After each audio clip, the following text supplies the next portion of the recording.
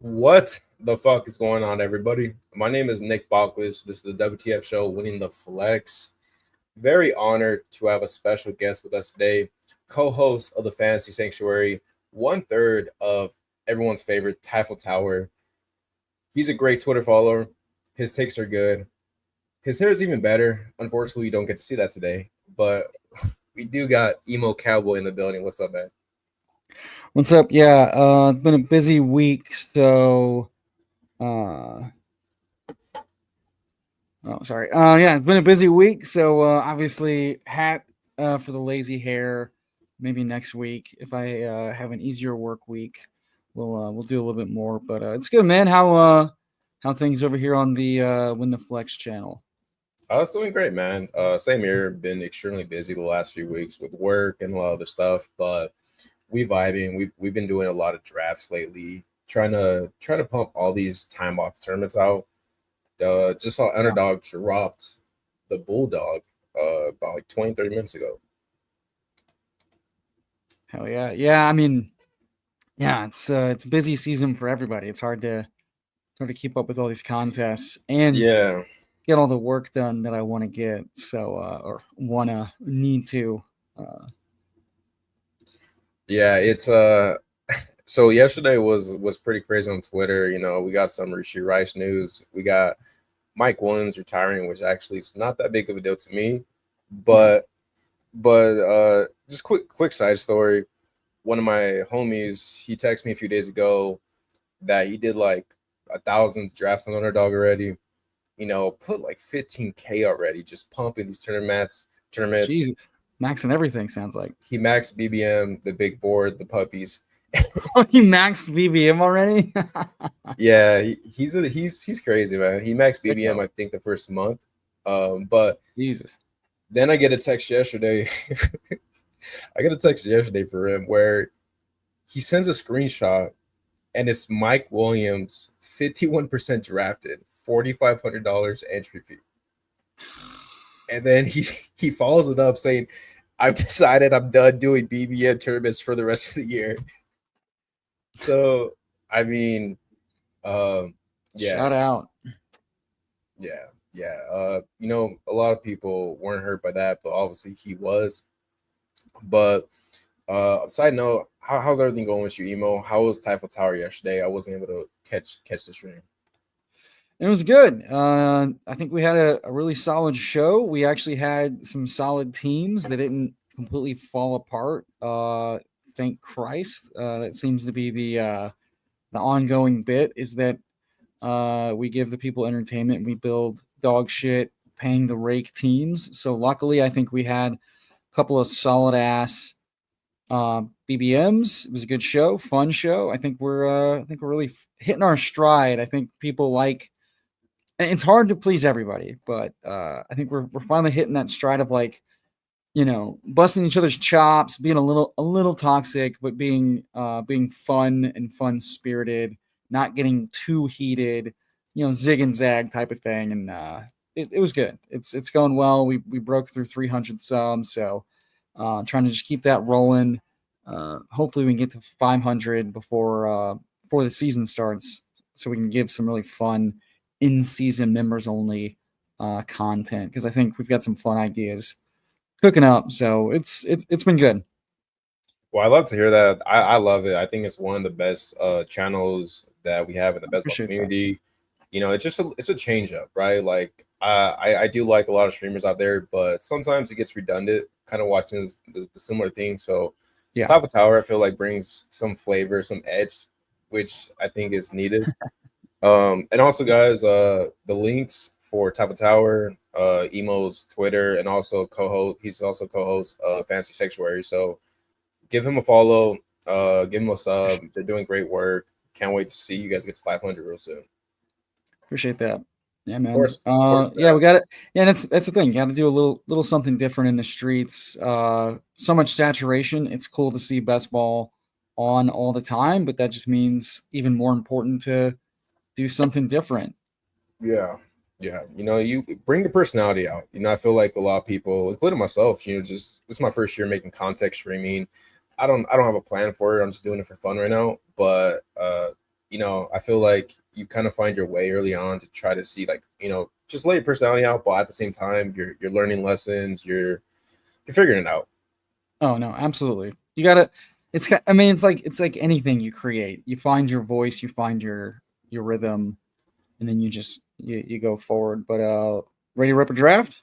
Yeah, man. We are gonna be doing a puppy right now. If you sickos want to catch it, I'm gonna type in the chat. Once you see in the chat, that means we've entered it. So, but yeah, man, appreciate you coming on. Excited to do a draft. I want to pick your mind on some of the news that we had yesterday. But before we Yeah. do that, what's up, Jason? Happy Friday, y'all. WTF zero.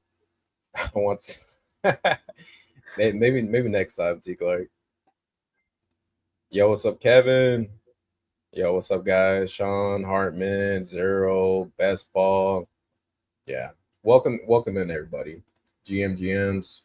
Okay, so we got the eighth spot. First, with the news of Rice and Worthy yesterday, I was someone drafting Rice, mostly in the third round. Kind of slowed down once you started reaching like the Bowers and Taylor area. What hmm how are you adapting to the Worthy Rice thing right now?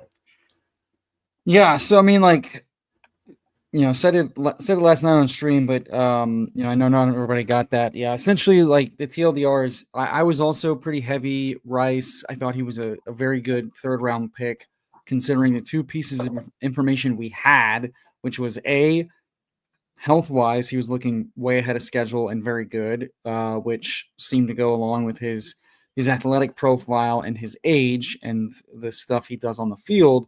And then we had expert opinion tell us that it was very unlikely that he was going to get suspended in 2025, which I thought, okay, well, that's pretty low risk, all things considered.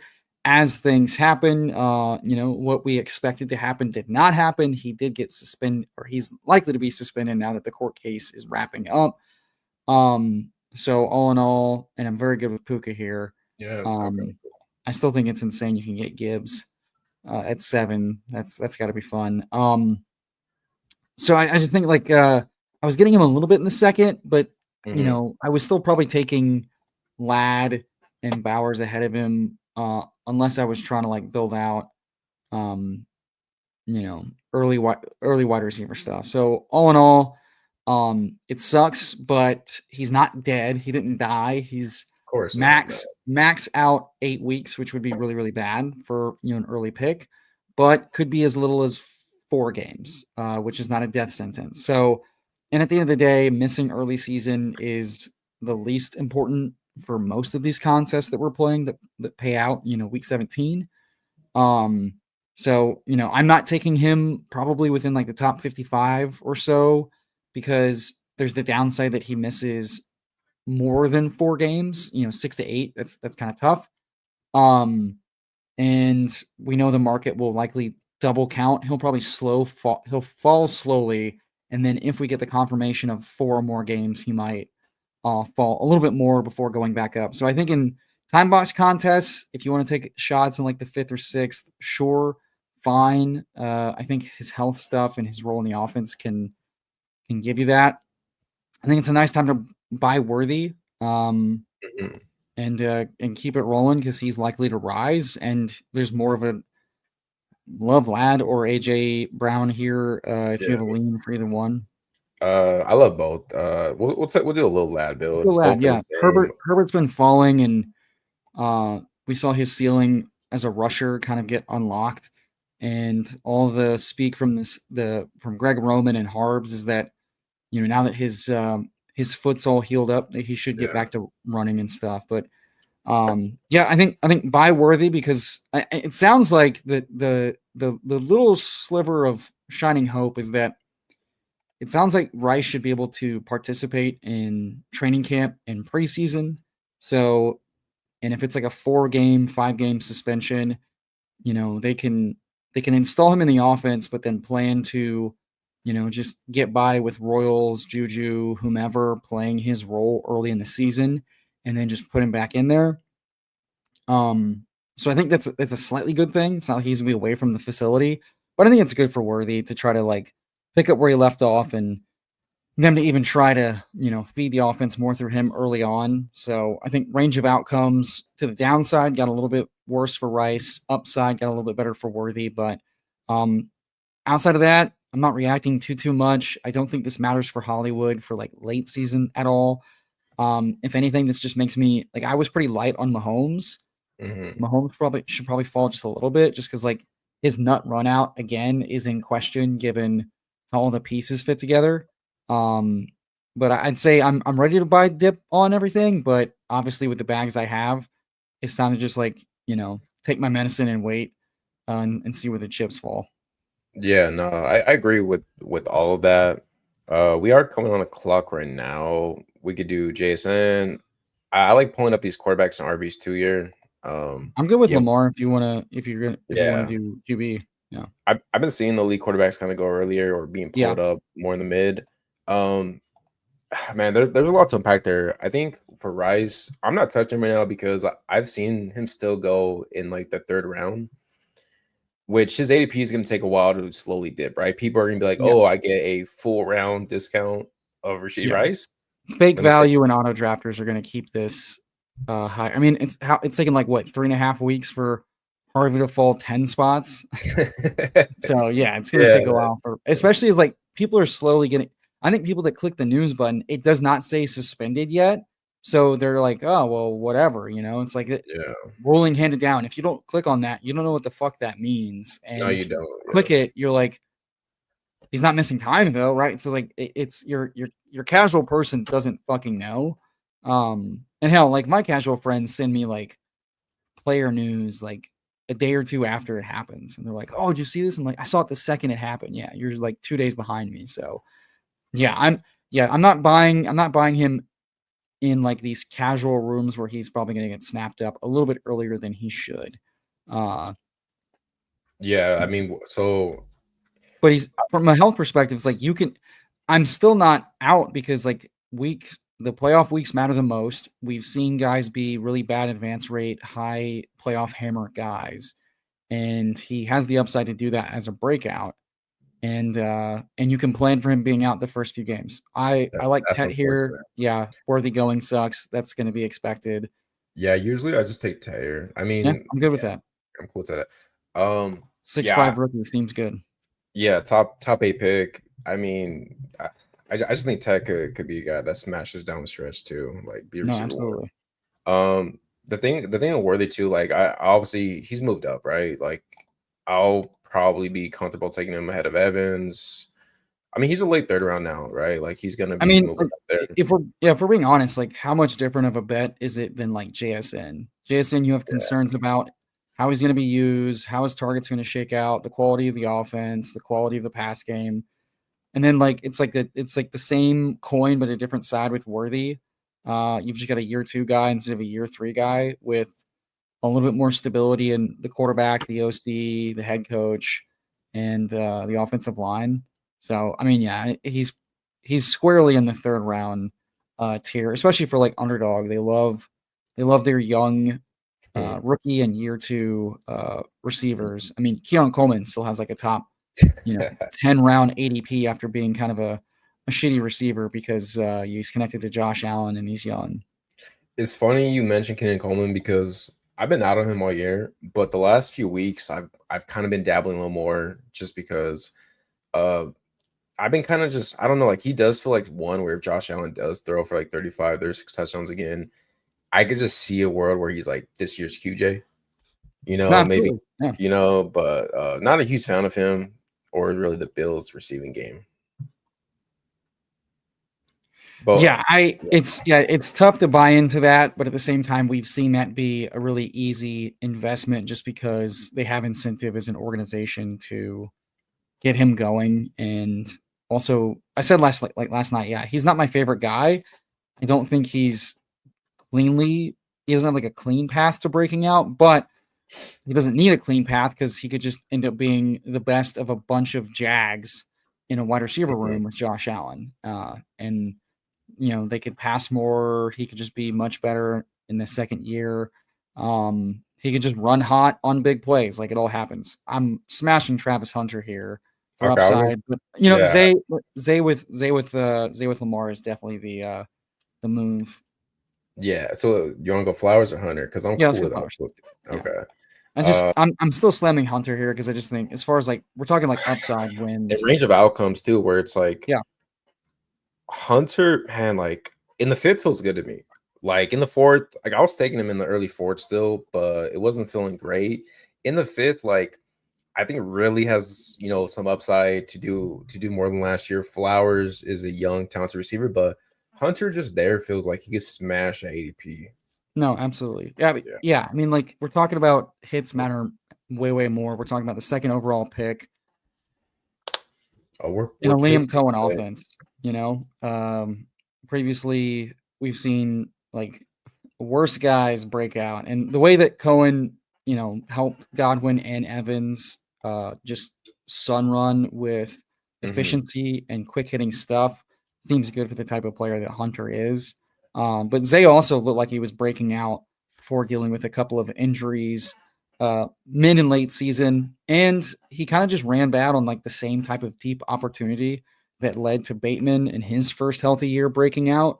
Um, so it's like I want to invest in good offenses. I want to invest in Lamar, who's just been incredible as a player and a passer.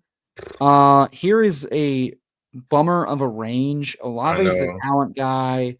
Jennings is the middle guy. Addison, we can afford to take with Hmm. the suspension if we're not worried about Just ADP. keep pushing RB. Yeah, I mean, I Yeah, don't let's feel the do need to Olave. reach. Yeah. Let's just go Olave, yeah. And then we could probably. This is definitely like a 6 receiver team. I'm We cool could to wait go on the five six for a too. long Like time. I haven't done five receivers, but I mean I'll try it out because I do think it's viable sometimes, depending on like I mean we have a elite quarterback, so we don't need to. Yeah. But yeah. Yeah, this range in the sixth round, whenever I'm building, especially from the back, it's tough because sometimes I'll have three RBs I like at this spot, or sometimes they're all gone. And I wish I would Yep. have took RB earlier. Yep. Yeah. You just never know. Yeah, yeah. I had to, throw a little something on for your ones truly. Lamar 32, Lamar 25. Yeah, I mean it don't matter to me. It's all on the same side. Yo, what's up, Neil? Welcome in. Thank you for showing solitaire with the ball guys, Tyler. If Hair we all were impairment is yeah, diabolical. that's crazy. But yeah, I mean, like, yeah, the upside with Hunter is he's extremely talented. Cohen's a good fit. He unlocks Trevor Lawrence, and at minimum, it's just the offense condenses to the strongest, most talented players, which it appears to be BTJ and then Hunter. But yeah, for Flowers, it's like Lamar can regress, quote unquote, but still maintain like elite levels of efficiency as a rusher and a passer. And Todd Monken has always been like a very pass forward type of guy. And if anything happens to the running game, we know that they can turn it on in the pass game. And Lamar looked like, or Zay looked like he took a next step along with Lamar last year. So, yeah, you talk about like the comfy clicks. Those guys are really comfy clicks in that range. Yeah, we're just getting fucked on RBs right now. Well, I mean, like, I don't. Aaron Jones at this ADP is more than fine. I know he's Yeah, been falling a little bit, but like, this is still a talented player and a talented offense who is the pass catcher, and that's been his like good, comfy role. And there are worse guys to pick as like an anchor in this like flat sea of guys. We could have gotten our 6th receiver and been done, but we don't have our QB2 yet. We're probably going to want to push our QB2 for a minute, unless it's just like the simply the strongest pick at ADP. hmm. So like we're just going to take a guy that could smash every week or just the season with health stuff. He's getting suppressed because of health and age concerns. He's still not like old. Mason being brought in, yeah, it probably caps his upside a bit, but I think to me that tells us that like they view Jones like in a very efficiency role, and he is he has had plenty of huge 3 and 4 touchdown games in that split efficiency role because of how he's used. And I don't think Mason's getting like every. I know that everybody like is talking about the goal line stuff, Yeah. but the Vikings pass a lot. They've been bad rushing in the in the red area. I know they improved the interior O line, but I think their philosophy is still going to be pass forward. And Mason's a zero in the pass game. He's just not someone that they throw the ball to. Aaron Jones is. So Aaron Jones may not get goal line carries, but he can get red zone touches and targets, and that's still a very viable piece in that offense. And he's definitely a little too underpriced right now, Well, given yeah, his too. upside. And if you look at like, compared to RG Harvey, where it's like Masons, Dobbins, and the Vikings, still good offense. Yep. And Jones very efficient, going to catch a lot of passes. Yep. Where are you taking Junkins at all? Depending on where his ADP I mean, is? like, I don't think it's kind of like the same thing with Rice, but worse, just because like we don't know. We have no parameters for like how long he might miss. Laporta here is a smash. I've never seen him fall this far. I've seen him. He's Like he's fallen in the 80s. I've seen, but I don't think I've I've got seen him here. I got him here in the puppy a couple days ago. For whatever reason, some of these rooms just don't care about tight ends. him. And then a tight end run will hit. But yeah, like the Judkins thing is tough because he's still unsigned. That's what Domestic, I'm worried about too. yeah, Is like, the you know, domestic V is like one of the few things the NFL has been pretty consistent slapping exempt list missed time for. He's got a bye week 9, so like there's a very real and he's not reporting to training camp because he's not signed. So missed time for rookies is not good. It's a little bit easier for running backs, but your hope for Judkins was like a workhorse type of role, some involvement in the pass game. I don't think you get that trust without working those reps in pass pro and then learning your essentially your rushing duties, your gaps and your assignments. So I mean, and he's not a first round pick. So there's a lot of downside. There's a lot of he could miss a lot of time. We don't know. So right now in like the top 100, I'm just not touching him because there's a very real chance he falls further. There's a very real chance he misses a lot of time, and he's not exactly a priority to put back in the offense as a yeah. running back. With it's not like some like workhorse superstar pass catcher. So there's a lot more downside than upside right now at cost. So I'm avoiding for now, trying to get more information or buying at a price that's not going to like kill me. Yeah, like if he gets into like, like the 110s, I think that's more viable. Right. Like how much different is he than Najee at that point for like risk of missed time, Exactly. right? Yeah. Jalen Warren, RB2 here. Yeah. Love that.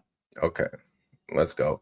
Where are you at with 3 quarterback, 2 quarterbacks? Is it just depending on where you draft them? Is it depending on the team, or do you have a clear way you want to build teams? I try to play every room and every team like its own thing, build the best. Yeah. Pete says that a lot, saying that for a lot of years. And I think there's something very wise about you play every room, you play every team the way you build the best one you can. You can go into a draft room and you're like, I'm going to play it thin at quarterback because I've seen 2 quarterback teams win. And then the room gives you 3 guys after ADP that are they're all good players. And then they also stack up and you hit both of those things. Well, that's good. I'm not going to not do that because I'm ideologically attached to building a certain way. I do a lot of 3 quarterbacks. I've done a lot of 3 quarterbacks for the last couple of years because the playoff odds of having 3 stacked outs every week is very good. It's one of the few ways you can really help yourself advance to the finals is by having 3 outs every week, especially at the onesies. I tend to build really thin, try to push the edge of the elites when I can. But I've also just learned that like with the ADPs and the tiers so flat before we find out information, I'm okay building a little bit quote unquote safer with more robust builds, trying to hammer good quality because we have such little information right now that we have more to lose by going for dead roster spots.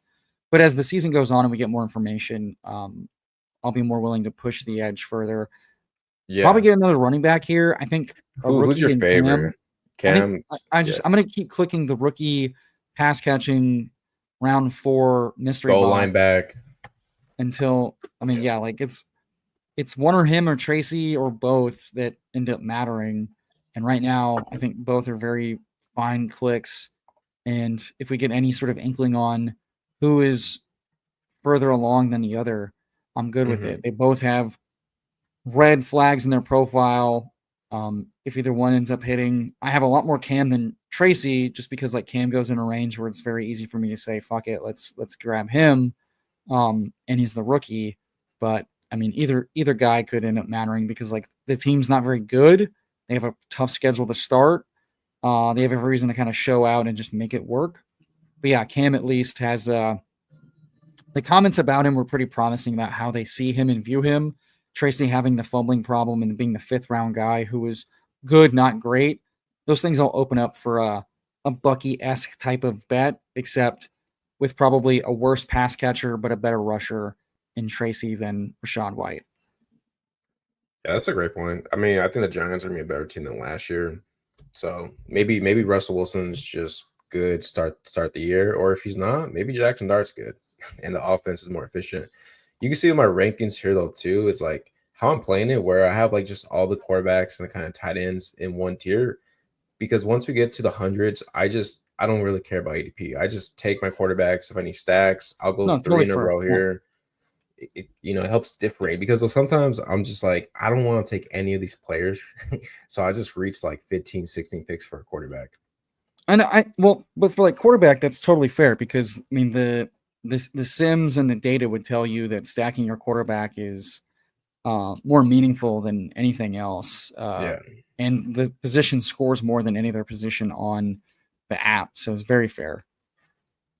I think we take Herbert and just be done, unless there's an RB that you really love to get here. I'm good with Herbert because it's two rushers, two stacked skinnies. Keep it moving. I'm fine with that. No quibbling there because otherwise we're playing the trickle down sniponomics of Yeah. the Stafford go before us, and now we have to play the dart or the skinny stack McCaffrey with Jones or set up a Dimes or a Rogers. All those things seem ugly. If I Mhm. if I can avoid having Tyler Suck on my team, I would like to do that for now because that team still looks like it's going to be ass. So yeah, I like the Herbert click a lot. One thing too, even when I go elite, like it gives you the flexibility to weigh on another quarterback. Yep. But I still want to take a quarterback that, like, let's say Lamar week 15 scores 26 points. I want a quarterback that can still put up 30. So that's Right. why I'll Yeah. still attack this area where Herbert, I think they were like top 10 in passing rate over expectation or something like the last 8 games. Um, I think Herbert could let it go a little more. I mean, they're gonna run the ball a lot, but maybe Najee misses a lot of time. Maybe they don't. I don't know. Yeah. I mean, yeah, at the end of the day, I think what separates I'm always gonna have a soft spot for the rushers because they have such an rushers that are good passers have such a higher ceiling than a lot of these other guys. Any quarterback that scores multiple touchdowns can have a big game, but it becomes much more likely for a guy that can rush for one or two touchdowns, 40 to 60 yards, as well as throw for 300. And Herbert's one of those guys. Greg Roman was really efficient doing that. This is I like double stacking Herbert. I like getting Bashal Tutin. Probably Tutin. We went 5 straight receivers with an elite quarterback. So I think I'm comfortable saying let's grab the rookie running back. Loveland is tempting too, but I do think I Okay, think now Putin, okay, it wasn't. I think Putin's a click there because of how we built Yeah. the team. We want darts at upside at running back. You don't want to be thin and weak. Loveland's really tempting there, but we got the falling Laporta. Loveland's good. He's a fun player click. It's a fun team, and it was an ADP value. But like we're targeting like upside hits, and I think it's easier to replicate uh a tight end in the aggregate than it is to get like a league winning type of running back. And that's what Putin gives us the ability to do. Uh, it made sense for the need for the roster. Yeah, it's tough because I am trying to buy more Loveland because I do think he's gonna move up ADP, Yeah. but Tune I think can move up move up in ADP too because you get one good report where he's running with the ones. He's just one everyone's has their eyes on right now. I mean, yeah. I mean, yeah. Ultimate upside. if ETN is injured or gets traded, or Tank gets injured or traded, or we hear that Tootin is running with the ones, we know his ADP is going at least in the top 100. He's going to probably flip Mason at that point. Loveland healthy, practicing and looking good. What he gets, how much higher does he get above the Njoku Ingram range? Probably not. That's a good point. Tootin easily flips Caleb Johnson and where Judkins was going with like a lot of good camp news, given rookie running back, that offense, etc. So, ETN previously a fourth, 3-4 round pick. So I like Eckler as our fifth RB, or I like likely to stack, and we're done tight end. Well, let's go Eckler because we can push tight end with Laporta. I know likely stacks, but we did already skinny stack Lamar. So that's right. Yeah, we did take. I'm not fiending for it because like we skinny stacked a rusher, and us capturing pass game usage through him is more than enough. If we get more, cool. It's also not our only pass catching out. And also just like getting RB2s who might have 1A, 1B roles on very good offenses is going to help this team a lot, especially for like the way it's coming together. Because Cam and Tootin could be slow to acclimate, slow to get their chance. Warren could be a quick start guy or not. If the offense starts really slow, Warren could start really slow. So having another guy filling in our RB2, I'm pretty confident Minnesota and Washington are going to be able to start hot from like a fantasy perspective. Yeah, you don't need to tell me twice about Eckler. I put a tweet yesterday comparing him and Warren.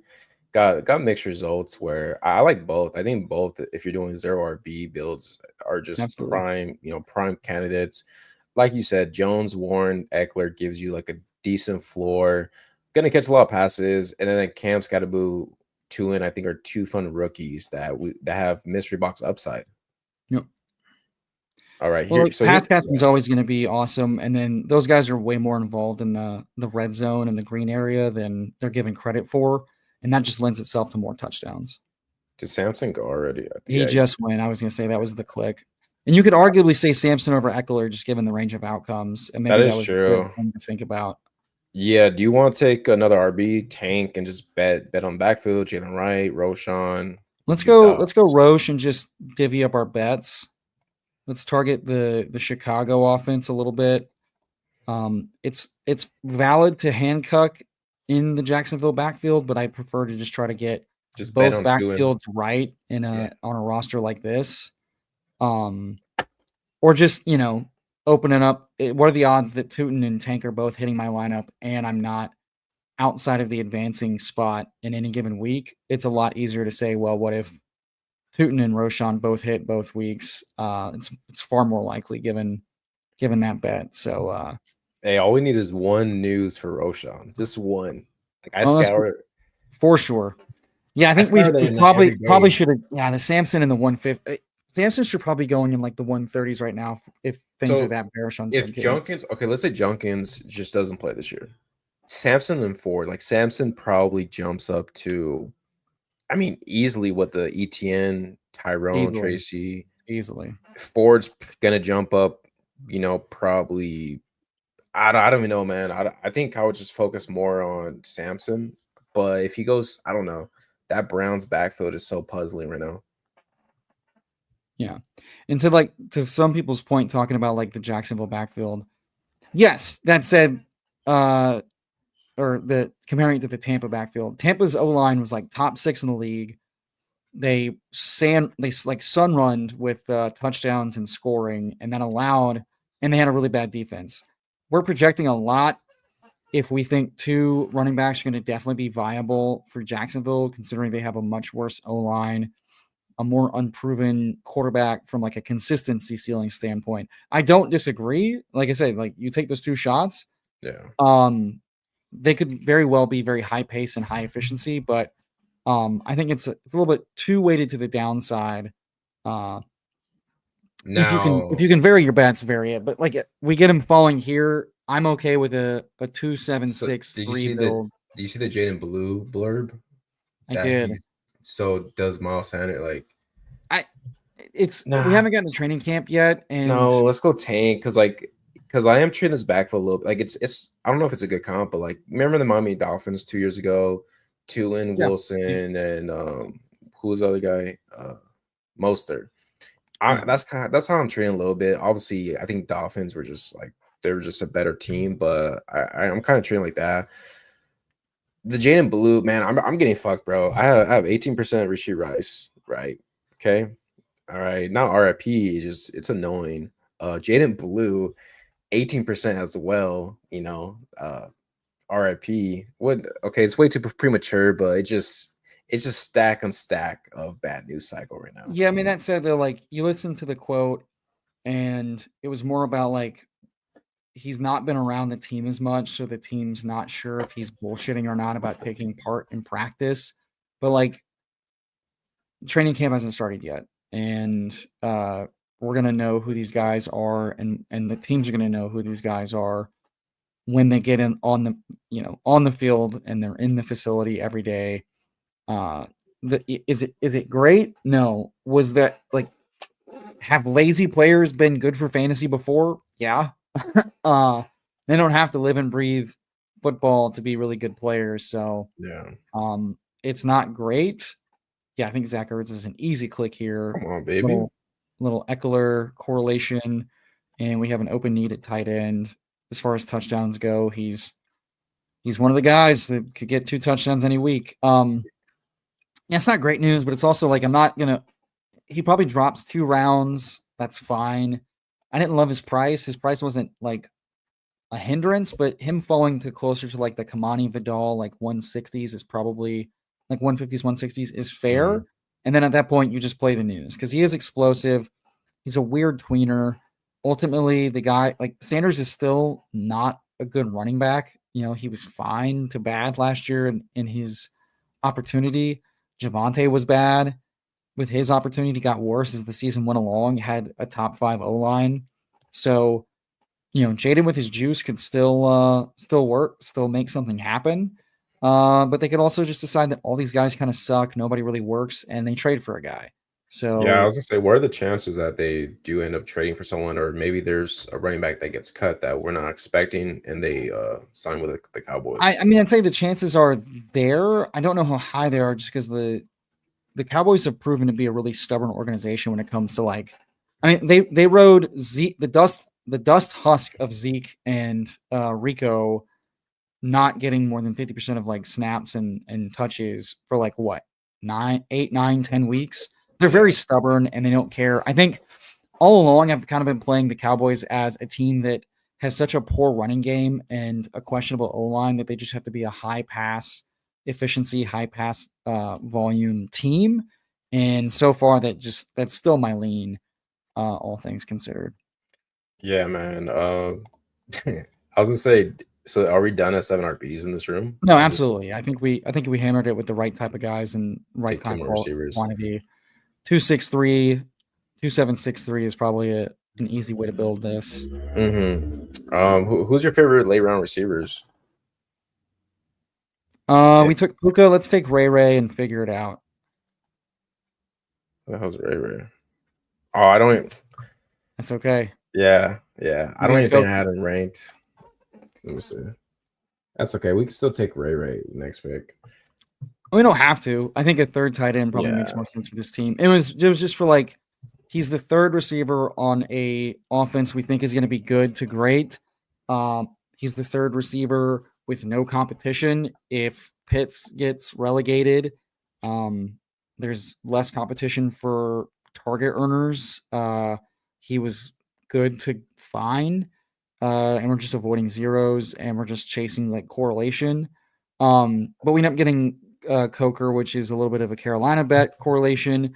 That has outs that Coker's still good and earns a starting role, which could happen with injury. It could happen with Thielen getting traded, And whatever. Leggett, I do think he's better than Leggett.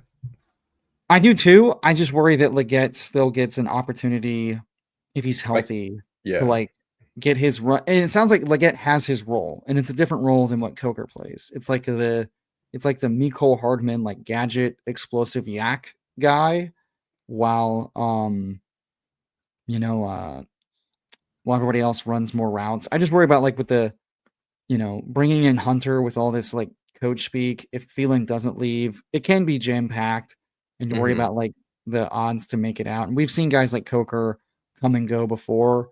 I don't mind it as a click, but I won't be surprised if it's extremely frustrating. But at this price, 1 or 2 good weeks and it pays off Yeah, and then with the tight end, I mean, we do Sanders, the Carolina correlation, Juwan Johnson. We have Chris Olave as well.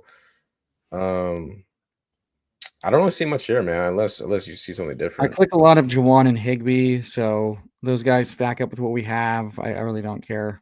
Yeah, yeah. As long as we get a tight end that's starting, that's all I care about. Well, and that's my lean is that like Juwan's got so much money and the There's no one there besides Shaheed and Olave. until at least like October, November, Taysom's not around. Um they're probably gonna run a lot of two receiver sets, which benefits Shaheed, Olave, and Juwan. And we've seen Juwan be like a big body red zone threat. We've seen 3 years of Olave not being that with like a lot of sample. Shaheed is more of like a speed burner.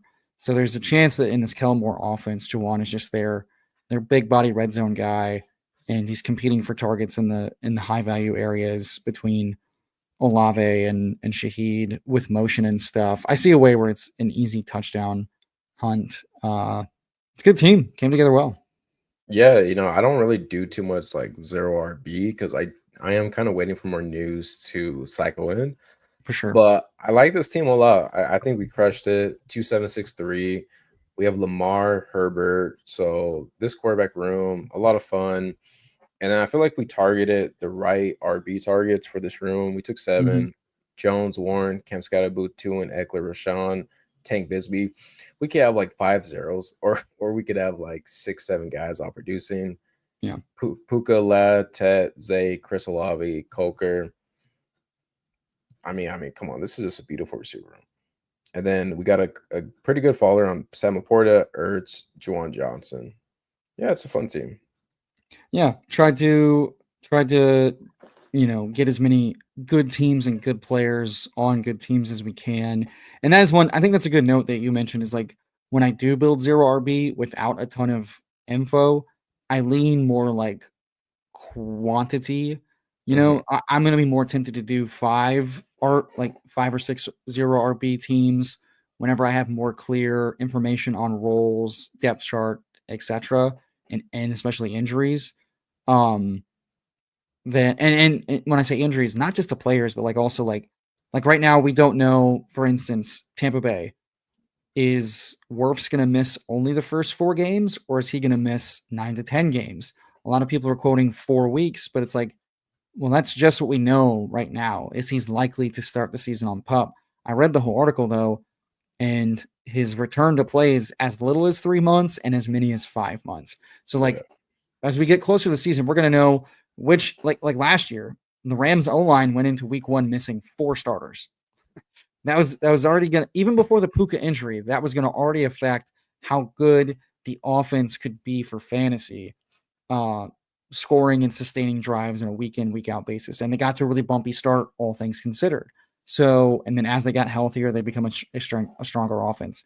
There's a strong possibility Tampa could go on a slow start for a while, missing Wirfs, other stuff. So it's like, I think you drafting comfy is not always how you win because thin shit always wins. You don't have to get everything right. But if the room, like we're playing the room and we got elite at the quarterback, we got elite at the wide receiver. We didn't get I over would. our skis with Yeah, numbers. We ended up getting discount, second tier tight end on a good offense.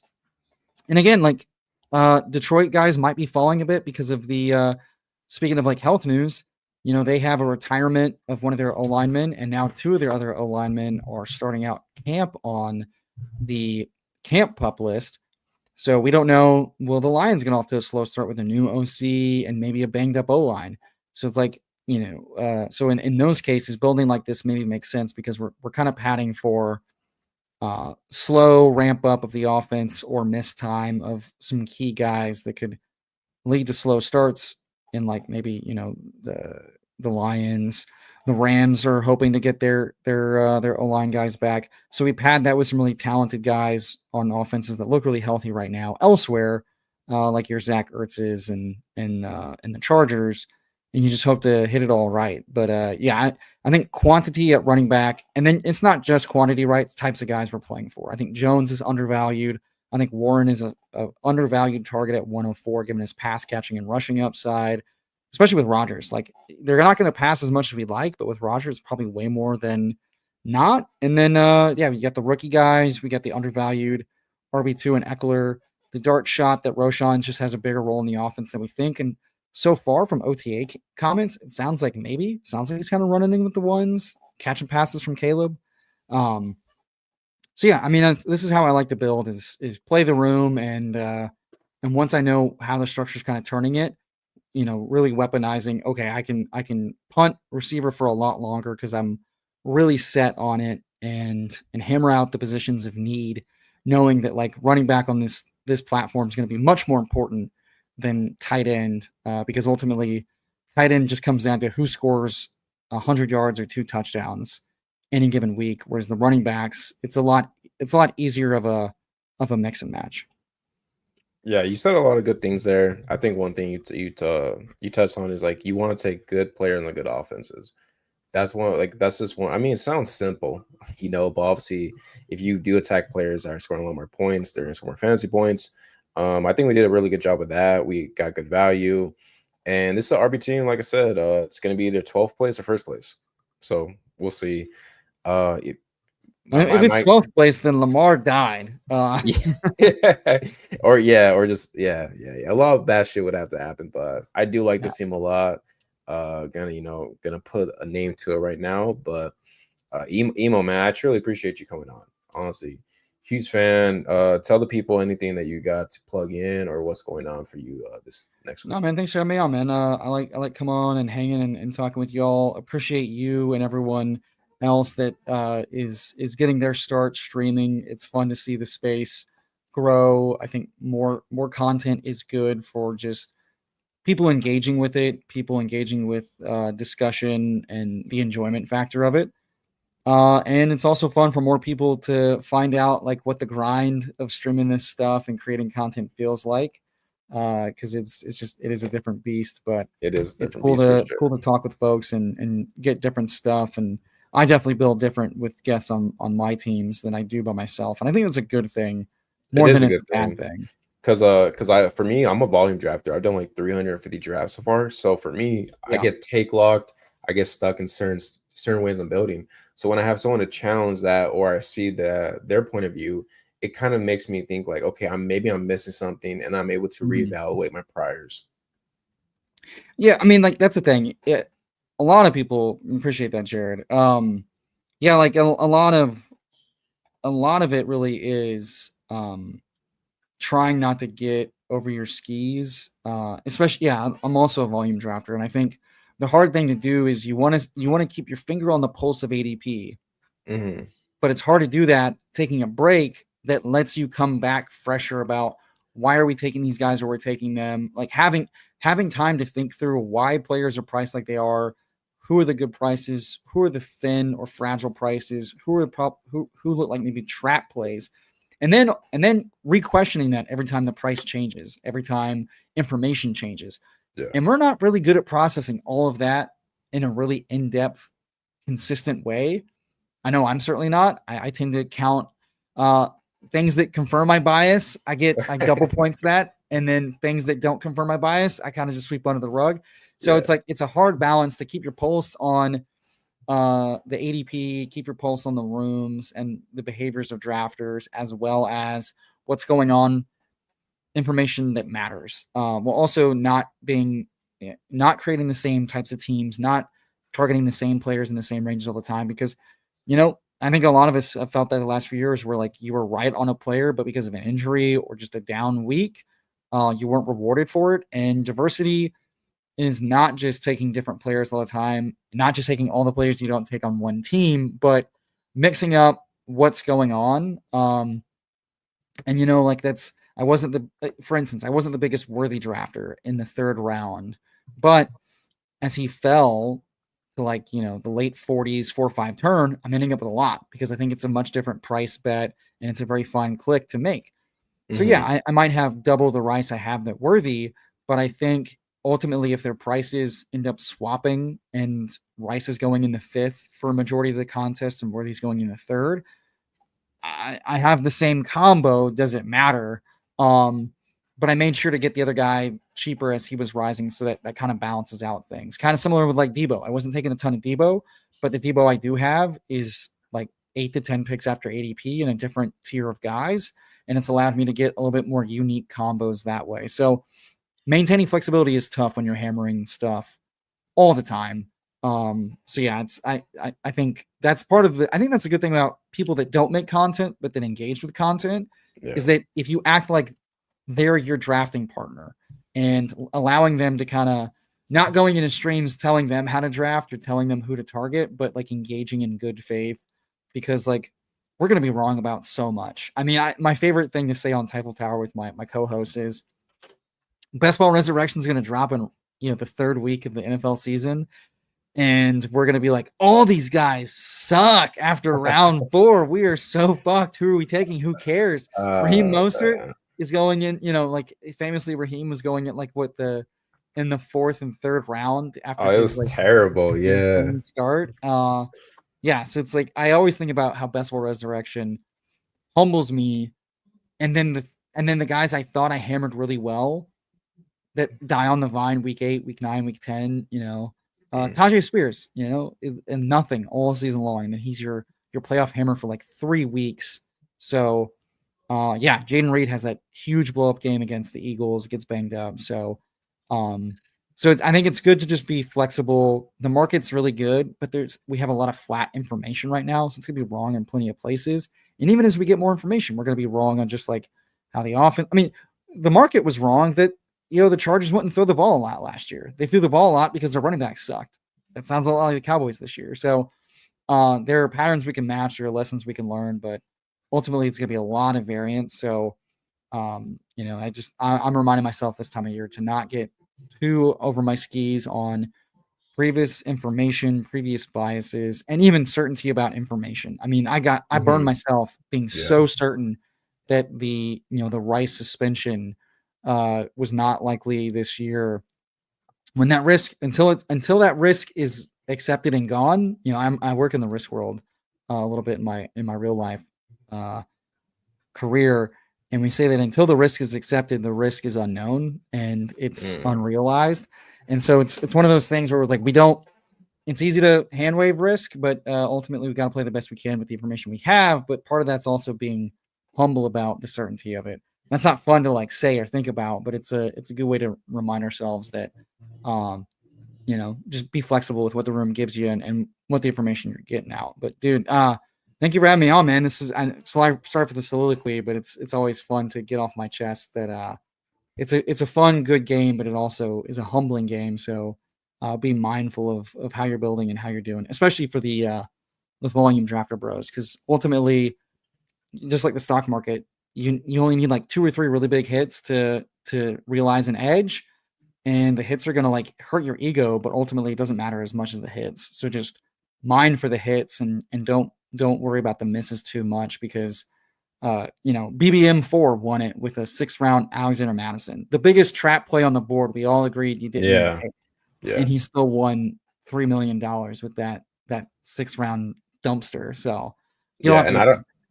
I don't take a lot of Laportas, but maybe, getting him at this pick and not being stubborn, saying, fuck Laporta, I'm just out on him.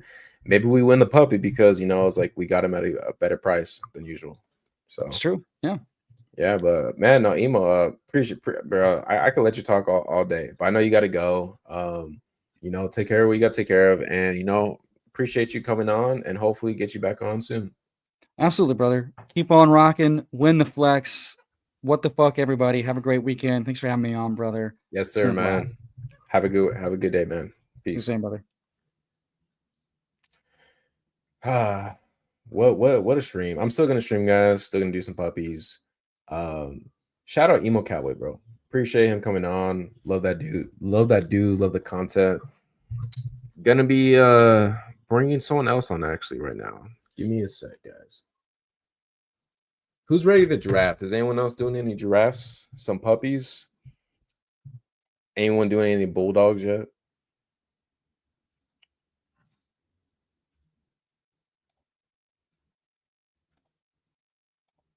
Okay, let me see. All right, give me one sec, guys.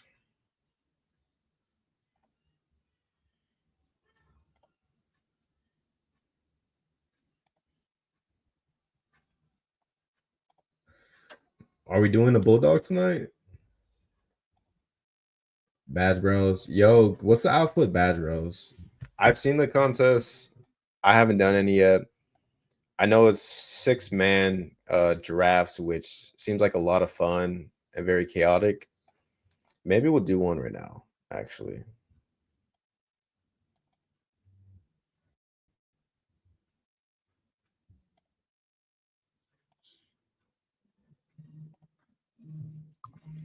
Yeah, what's the outfit with the 6-man? I'll tell my thoughts of what I think is the right way to play it, and then you guys let me know if I'm right or if I'm wrong. So if it's a 6-man contest, actually let me look at the board. Oh, I I love the 6-man rotation. Let's check this out, baby.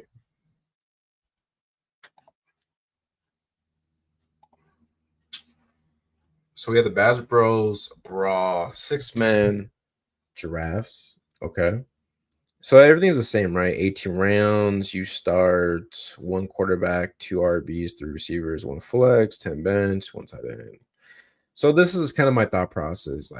And like I said, I'm probably wrong, but I know if you're doing like a redraft league, an 8-man league is different than 12-man league because in an 8-man league, it's easy to build super teams. So you want better quality at quarterback and tight end position because you could still get great RBs and receivers later. So, I mean, it sounds simple, but my thought process in this is that you want to attack quarterback and tight end a little earlier. Obviously, you want to stack it up. I think we're definitely gonna try to play with this. Let's go WTF winning the flex.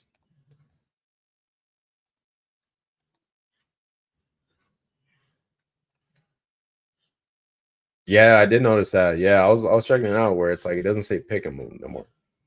I've never really done pick 'em, so I don't know what the difference between pick 'ems and champions are. All right, guys, who wants to do a badge bro brawl?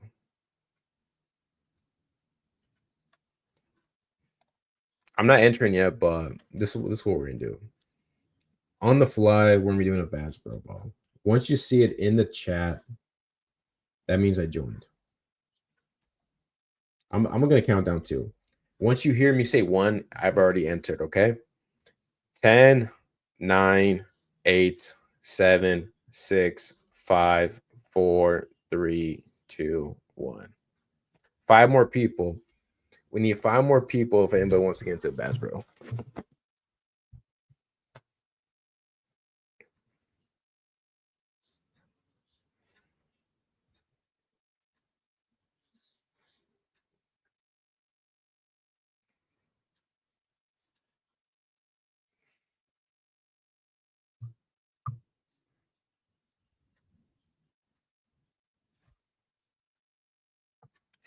Okay, so we got in. Let's fucking go. I see a few people. I see my boy Billy in here. I see we got Hartman in this too. If anyone else is in here, let me know. Hey, have a good day. God bless you. Seems like Underdog Talk of California dropping out seems to have died down a little bit. I haven't heard anything lately, which is good. Yeah, I have no idea what's gonna happen with that. But I mean, hopefully it doesn't. If it does, then I'll just move to Arizona. Yeah, I mean that's kind of my thought process. Lead quarterback, tight end.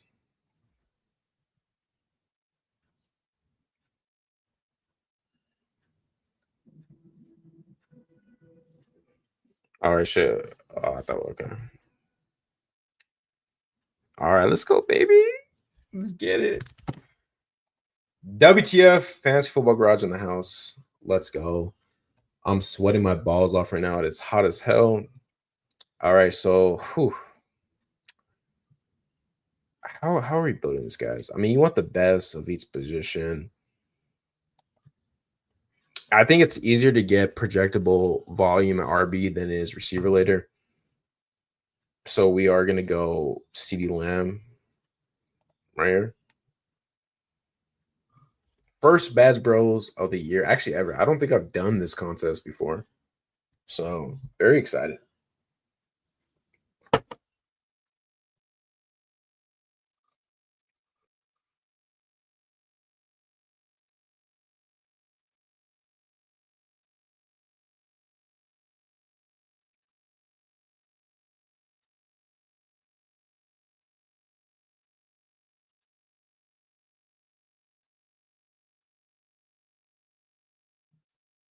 All right, let's get it, baby. We're on the clock again. Man, I think a CD Puka start seems pretty fun. Let me see the 80. The ADP is a little tripped out. I don't know if these are the real ADPs or if it's still taking time to adjust.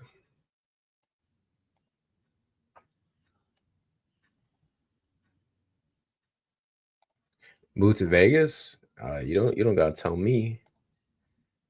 I'm moving to Vegas. All right, so we're pissing a little bit. We got CD, Puka, Nico, which is just crazy to think about having any contest. Obviously, this is 6 man, and maybe I'm tripping. Maybe I should be taking RBs earlier because look, we have Gibbs, CMC, and then we have a Bijan HM start.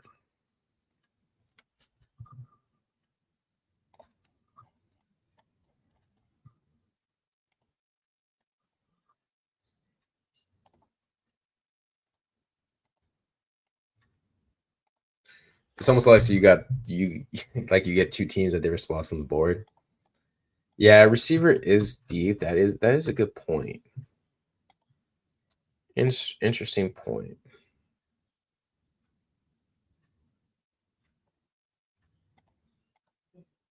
Yeah, I'm bugging a little bit right now. I don't know what I want to do.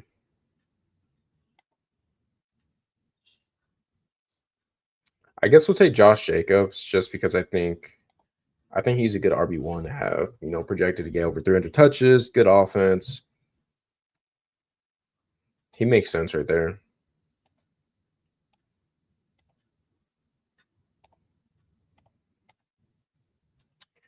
We are not going to be touching Rasheed Rice at all.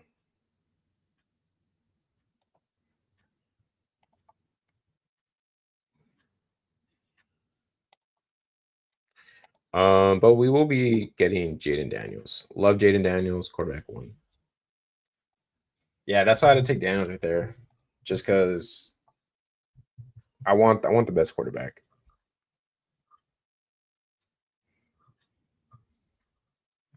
See, look, we have George Kittle pulled up right here too. George Kittle I could have took as well, but we're gonna play we're gonna play it by ear right now.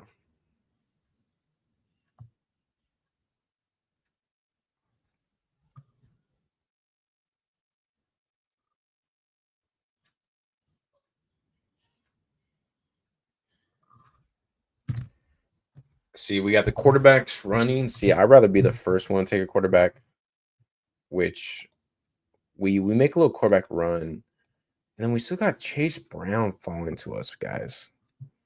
This is too easy. 7 picks past ADP. Tight end, we're gonna wait on. When it comes to structure, I have no idea, but like I'm thinking like, I mean, this will probably be a 3-quarter. I don't know. My brain is not braining right now, but actually, oof.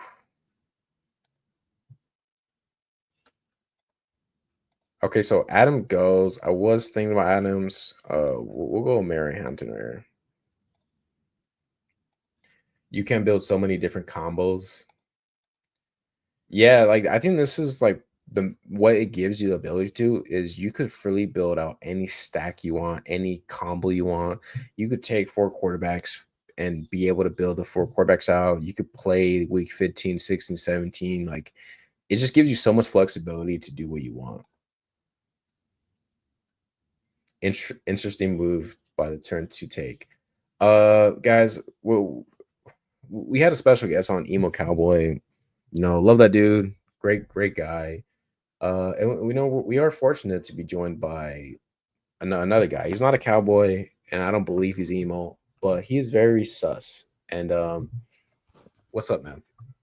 How's it going, man? I can be emotional from time to time, but Yeah, I can get in touch with my feelings. But how are you doing? Good. How are you doing doing, great, man. We're just crushing this Bads Bros contest right now. Nice, man. Nice. This is a fun contest. Bit of a trigger for me. Trigger. Just because last year I advanced every one of these I had except one, and then they all finished second place in the first round, which you got to be, at least last year, you had to be one out of whatever. So Yeah, what is it, like 1 out of 5, I think? something like that. Yeah. So Dang. So you did really good. You crushed it, but then you just didn't get the luck. good with the advance rate, and then just a bunch of seconds in week 15. It is what it is, though. It is what it is. It happens, man. We're building a shipper right here, man. I mean, Love it. it's obviously I think everyone's teams looks way better in a 6 team than a 12 team, so it's hard to like masturbate to the teams like this like you would others. But I think we're doing a good job so far. I mean, to have CD, Puka, and Nico on the same team seems kind of crazy. I agree. Those are 3 top 10 picks you're able to get, which I don't think you're able to get just because we got the ADP followers, but Right. maybe this is the true ADP. If so, I'll be having a lot of these starts. No, that's pretty fun, and you got enough running back firepower too. This is also a fun scroll the F down contest because there's like That's a good point. Yeah. guys who are going to be really low owned who can, maybe have a week you need help you separate. Yeah, I think that's a great point because I mean, when you're at the end, you're picking kind of like a similar group. Why not just take the one low owned? Real Right. quick, would you take Hunter or Travion here? Probably Hunter. Yeah, let's do a little upside bet, right? Yeah, that's a good point because I'm looking at the ADP right now. I feel like I'm in the 5th round, but when I look up, we're in the 11th round. Yeah, coasting right along. Not much draft left. Yeah, how much draft left? That receiver room, and you see your RBs in a sick 2. Scroll that F down to round 9, best Paul pick. Exactly. Yeah, so I think we're good on quarterbacks right now. Don't need to worry. Like certain tight ends are going to be like 99 or 95% drafted, and it's like, why not scroll down from like, I don't know, That's a good point. Yeah, why not just or a wide fuck it. receiver as well, quarterback stacks. Yeah, Yeah, I a don't lot of even fun care. missing. Yeah, we'll Yeah. take Dak here because like we're building. Because basically, would you say stacks are even more important in this? If you have a double for sure, I would say stacks are a good way to separate. I think the main Yeah, thing is just like having a ton of firepower at running back, receiver, and when you hit the playoff weeks, not having a bad time in anything. I think I punted off tight end a little too much when I did it last year, and that hurt me that in hurts week you. Yeah, 15. because if you're going against like George Kittle or Jonnu, who are, oh my bad, I have this thing on still. If you're going against Jonnu or George Kittle, and you have what Ben Sinnett and Right. fucking Kate Because Otton. everyone's got firepower at running back and receiver to some extent if they got through. So you're really trying to build like a super team. That is an interesting thing about. Yeah, because like all the reason why I took Dak here because all these players are like similar to me. Like I don't care. Like so then it's like okay, like let me try to find some correlation that matters, right? Because if or maybe I'll just scroll even more down, just build like okay, like maybe Ricky Pierce. I mean Ricky Pierce I would get selected in this contest, I think, but But that's why I prioritize like I think elite quarterback and elite tight end as well this year in this. And then once you're in like traditional 70s, 80s for receiver. It's like I can just wait till like the Michael Pittman or even like a Higgins or Trey Harris. I don't need to like get so many receivers. I'll get someone I like, but I want to Yeah. have like a Jaden Daniels and a Kittle potentially. Those type of guys. Because, what's the real difference?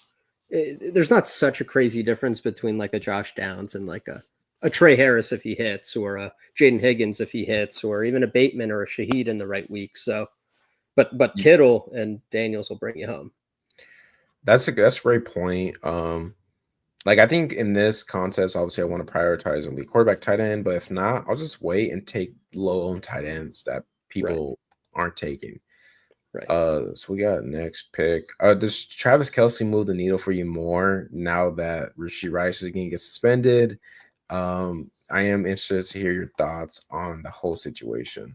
A little bit, but it's still like I'm still a little sussed out on him for week 17, week 15 to 17. I know he had a good week 17 last year, but dude, he's going to be 36. Like father time comes for everyone. Even if the situation's better, he's still going to be a 36-year-old man with Rashee Rice back by then for sure. So I'm not too pumped on Kelce. I would smash him in the eliminator. Eliminator. Okay, yeah, that makes sense. Are you so where is Worthy going for you now?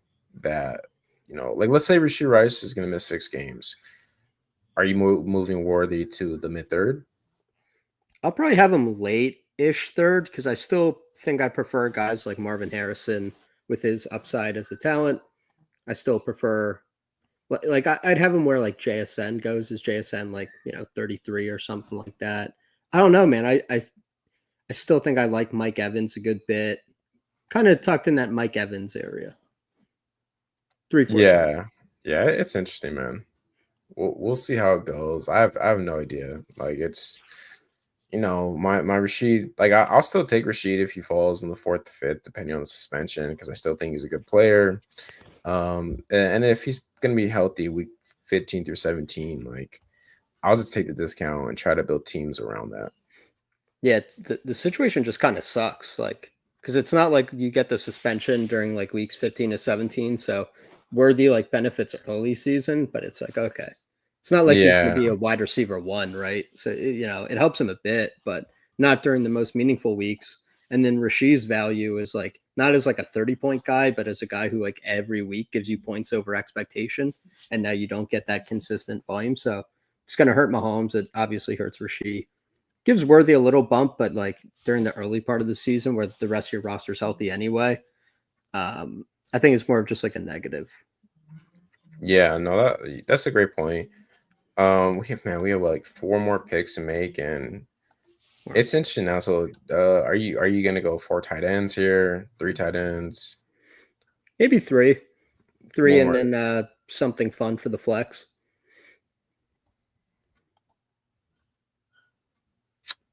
Screw it. I'm just doing Travis Kelce. Fuck it. Yeah, the tight ends are probably going to start to rip a little bit.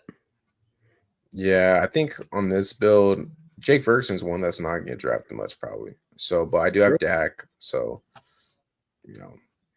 throw him on there, get a little leverage, and then Zach Ertz can have a top 5 week any given time.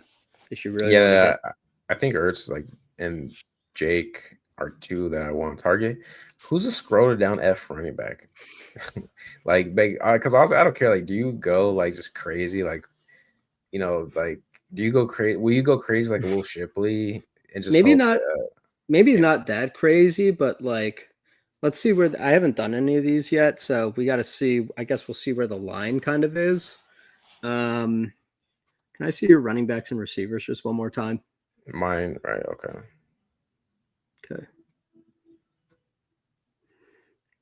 Because the receivers are still kind of decent, but like I think they project pretty well. Yeah, because we have 2 more picks. We have Kelce and Ferg. We have 5 RBs: Jacobs, Chase, Hampton, Walker, and Caleb. I think we're good on quarterback here. Yeah. Right. Don't need to push it. Tight end, like I said, like we'll do one more tight end. So then it's basically RB or receiver. Honestly, we'll see what this guy does. I don't want to give any ideas. I might just switch up on the whole shit I was just talking about. Ertz, one of these tight ends is definitely going to be there for you around 18. Of course. Yeah. Let's see what this guy does. I think Chris Godwin is a huge smash, especially with a contest like this where you can afford a slow start. He's like just so good, man. Like Godwin and Addison, or you could afford them a little more. Like if they just put him in the role he had last year, that was a good role. If he misses or even if he doesn't miss time, but he could miss time for a team stacked as this before bye weeks, you're not going to miss him. Yeah, that's a good point. Yeah. Gasecki, interesting. Adam says give Royals a slight bump too. Yeah, I mean, I do think Jalen Royals is more 18th round viable because maybe he comes out the gate. Yeah, that's one I want to monitor for August because, like Adam said, it could be Juju as well. Like it could just be someone we do not want. Yeah, the Giants guys are an interesting. That's sharp. Yeah, that's a sharp one. Yeah, there's some interesting things where you could play with this, where it's like you could just tack on last round, like one of these, like a Garendo, like I said, Shipley, Hunter, and like they're not going to Algier, Algier, yeah, someone who can be like a real RB1, like we're not playing for like RB13, but someone who could like really go crazy. Yeah, and they're not going to add points to your lineup really, because it's funny because like you're like, how can I take Will Shipley over Jordan Mason, who's going to have a projected goal line role? But the thing is, like, Will Shipley's not going to be owned, and you're playing the nuts that if like Mason's going to have a hard time spiking in this lineup anyways. Right. But if Will Shipley was ever viable, he would be an RB1. Right. So. Right. And there's more drumbeat about that. That feels pretty good to have a Shipley position. I have Taj Brook. I love Taj. It's an interesting one for this contest. What about Dylan Sampson for this one? Yeah, maybe. Man, right? that's a hard situation of parse for me right now. Yeah, as a Judkins bag holder. How much Junkins do you have? I think like 10%. Nothing like too backbreaking. Yeah, I have 13% Junkins. He was one where like I just felt very comfortable taking in the 7th round every time. Yeah. Just because workhorse RB probably good capital could take carry to the house for 80 yards. But now it's like fuck. Like now I'm not touching him right now. Like if he falls to the hundreds, I'll consider it. But right now I'm not touching him. Yeah, it's I don't want to suss out the situation because I don't know what happened.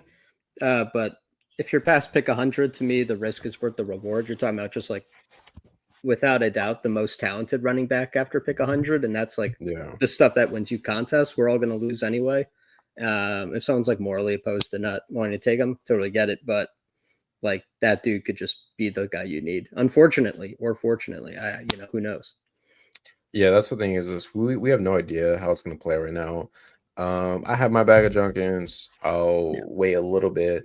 He's not signed, which I don't love either. Well, he probably wanted all the guaranteed money that everyone else is getting. And right now they're probably saying you're not going to get guaranteed money. Yeah. And he's probably saying I didn't do it or it's not that bad or whatever. We'll see. Again, we'll see how it plays out. But if like I'd be more scared if he was rushing to sign because it's like he's like trying to lock something in. If he was taking a lesser deal than other guys are getting, but if he's holding out for the guarantees, I don't know. I think it'll be sorted out before the season. I do too. Definitely helps so as well. Now, yeah, what's up, No Cap? Welcome in, man. Yeah, you did miss him. You're stuck with me, buddy. You stuck with us. The headliner. No. Yeah, right. You're the main event, but I'm the guy who sneaks on after the concert's over, and I'm like, I just grab the mic and I start like. It's like there's still like a couple people there just hanging. Everyone's trickling out, and I'm like, just just having fun, doing some freestyles, having a good time, man. Yeah, I'm still taking Quinshawn when correlated occasionally. Yeah, it's such a tough situation, man. I mean, I feel like I'm like a little overwhelmed with the news because you have Rice, Quinshawn, now Jaden Blue's a lazy ass. I don't know, and that's just the start of it. I mean, we're gonna have a bunch of news coming up real So soon. Rasheed Rice though almost like killed people, and people are like taking his 6-game suspension in like round 3, round 4. It's like I can take Judkins Yeah, round 9. You know, but like we know at least for Rasheed Rice is gonna true, play true. still. Where Junkins, like that is the fear where he might not, but it could be a great price. It could be where Junkins is a starter all year, and then now the people taking Dylan Sampson at pick like 130, maybe they're the ones that get the unfortunate end of it. I don't know. I'm just gonna stay away for now until we get more information. That's fair. But it's interesting though, because like I said, like I was tempted yesterday. I was in a draft and need a third RB, and it's like, man, like Quinshawn or like Jalen Warren at that point. I took Warren, but I I was get like, it. maybe I should have took Quinshawn there. If it's Judkins versus Scatabo, then I'm never Then gonna think yeah, twice. like Quinshawn versus Najee Harris. Like Yeah. give me And I just think Quinshawn. Najee should be like in the 175 area. Yeah, just because. Okay, so like the Najee news is a little weird too because I don't think he's reported yet, and he's still dealing with that eye injury. He even said sorry. That is such a good ass point. Says the man with the 14% rice bag. He said sorry, guys. Can we just He put it did. past us? Yeah, no, Najee's like still getting like treatment at Stanford and stuff. He's like, just a minor flesh wound. No big deal. Going to like Yeah, no big Stanford. deal. His agent's definitely trying to hold things together. Yeah, not great, Bob. I'm gonna be honest. The whole thing about taking Najee in the 110s when you have a first round running back was like, well, maybe he gets like some September starts and some early season stuff. It's like there's no shot of that now. So like, what's the Yeah. difference between Najee and Rico Dowdle? Except like Rico Dowdle definitely has like a healthy body. No, that's a great point, man. How are you doing with drafting everything with new cycling? Are you excited for the season coming up? What you been up to, man? I have not been drafting as much this past week. I've been locking in and living life, but it's fun and exciting to talk ball with you here today. Yeah, I need to start doing that, man. I need to touch some grass coming up soon. What if they give Big Nas a bionic eye? Dang, like maybe AI or robotics are implemented now. Yeah, true. Get Peter Thiel and Palantir on the line. Have them have a bionic eye that can like use AI to determine like the best rushing lane. Honestly, fun. if someone did that, could they even tell? Like, because of the helmet. Yeah, like if some guy just like did like an experimental procedure in like March, and was like, yeah, I'm like using this AI, but he doesn't tell anyone. That'd be crazy because there That would probably be is crazy. AI that could tell you instantly like what the best way to execute the run is. I don't know. No, that's a good point. That is interesting. Or like, what happens like when we have Neuralink and like NFL players, and like they're like, okay, like like they're able to see the gaps or something beforehand, or Would that help offense or defense more?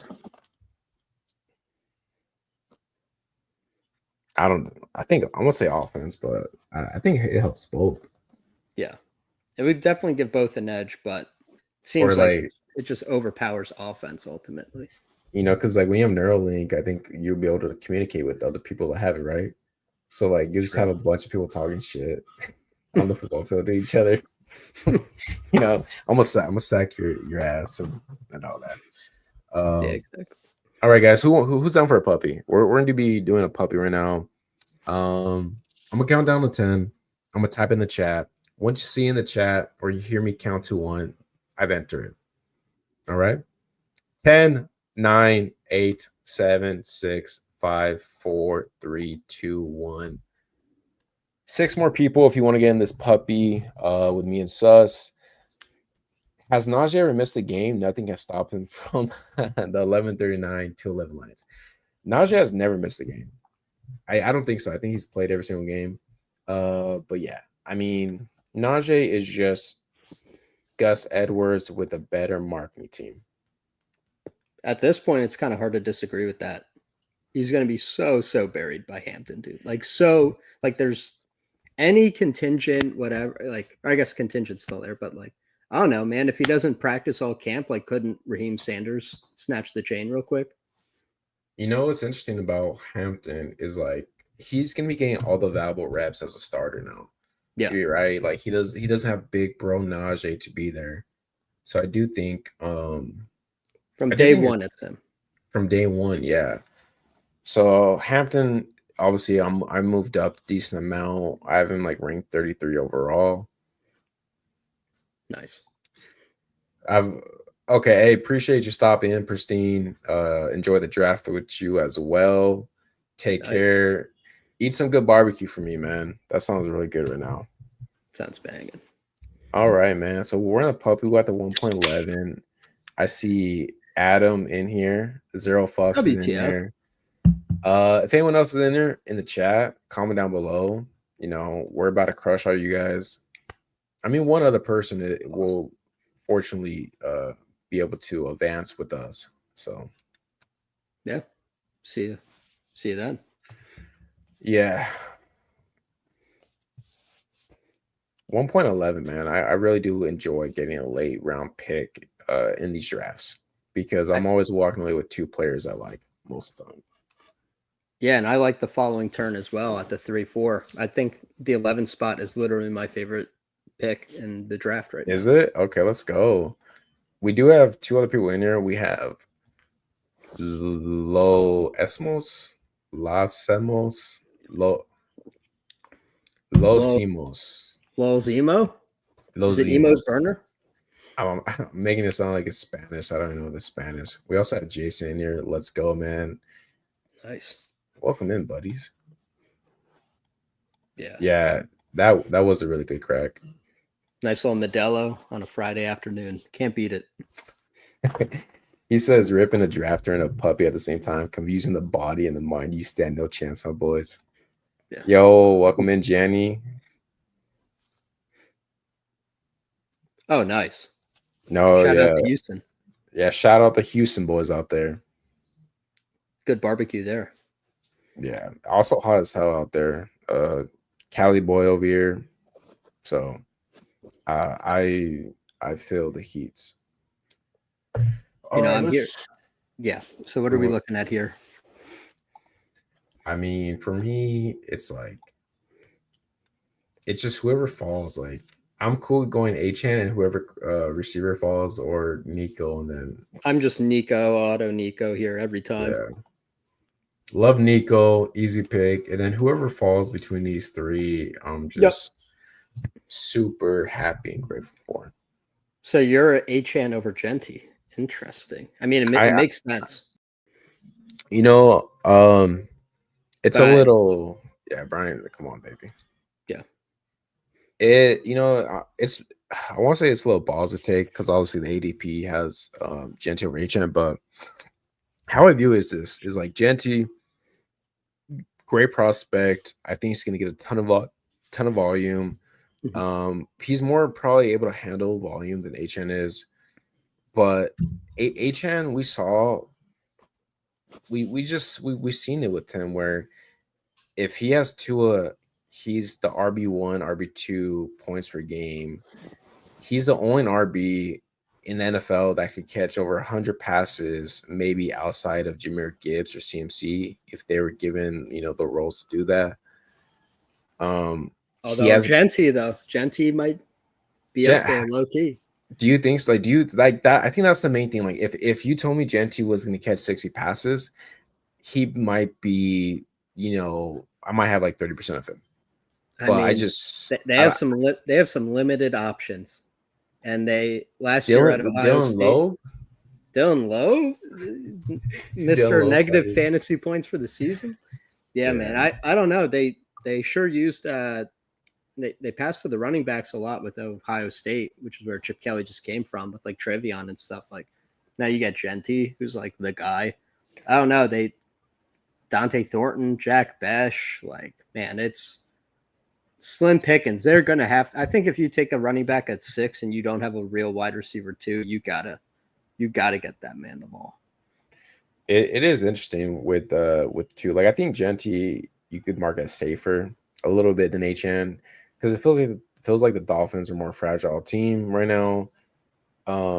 Yeah, I, I've seen like some good hype videos on HN lately, and people are like, if the offensive line just turns it around, I'm like, wait, why do we think the offensive line's going to just turn it around magically? They didn't add anyone good, and their best offensive lineman retired. Like, it might be worse. that's my worry. Where well, like the Dolphins, like I'm kind of out on Tyreek and Waddle a little bit because I've came to the conclusion where yeah, like they did trade Jonnu, so I do think Tyreek Waddle could get more of that cheap scheme touches. But Achan's the biggest benefit where like the Dolphins offense was bad last year, so they threw the ball to Achan a lot. And I think they're going to be doing the same offense with him. But the upside is like maybe he gets a couple of those long touchdowns we saw from year one. Um, I mean, look, up the upside for HN is he could average 24, 25 points per game if everything was right. But obviously that's not a great bet because I do think the offensive line is bad right now.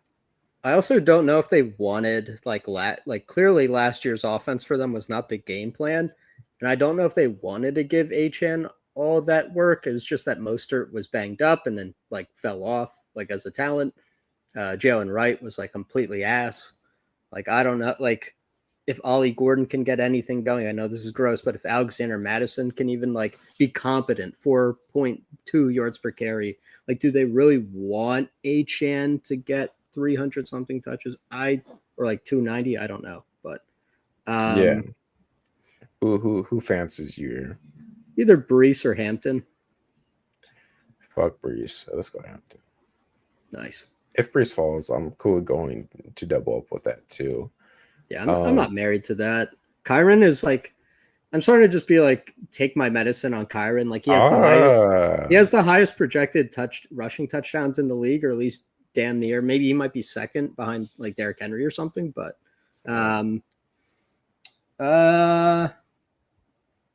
let's go Mike Evans. Just a BBC wide receiver room. This is honestly one of my favorite starts I do is the Nico BTJ Mike Evans. Just think of three guys who can get 25 points week 17. Just three guys who could put over 10 plus touchdowns this year. Yep. Did you see this news just happened right now? Now, it's not like officially pup, but they were placed on the pup where they could be moved at any time during the season. Camp pup. I mean, I assume that. But I mean, look, couple things here. One is Brett Ayuk, we don't really know the timeline. Like this shouldn't come as a surprise. Ricky Pearsall, I think it's a surprise because he did hurt his hamstring like 3 weeks ago, and I guess he's dealing with something. Juwan Jennings, though, I mean, we had bad news about Juwan Jennings with the contract holdout. Now you have this. It's like now the 49ers might just have to pay him. That is very interesting. I mean, I have no idea how to read the yeah, he was partying hard. I mean, this is one of those things with the 49ers. You never know if they're telling the truth or not. I mean, Ayuk is very believable, of course. I mean, he's not going to be ready, but definitely bearish a little bit for Ricky, but I'm still assuming he's going to be ready week 1. Yeah. So, yeah, I mean, this is obviously bad news. I think I'm taking in like Ayuk. I'm not surprised. If you were already a Juwan Jennings bull, like I think you're very happy with this news.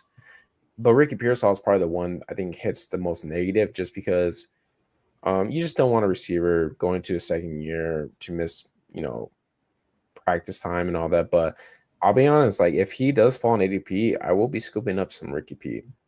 Yeah, I already thought he was incredibly mispriced by multiple rounds. Like as in like he should be going earlier. Yeah, he should go over Travis Hunter. He should go over Jalen Waddle.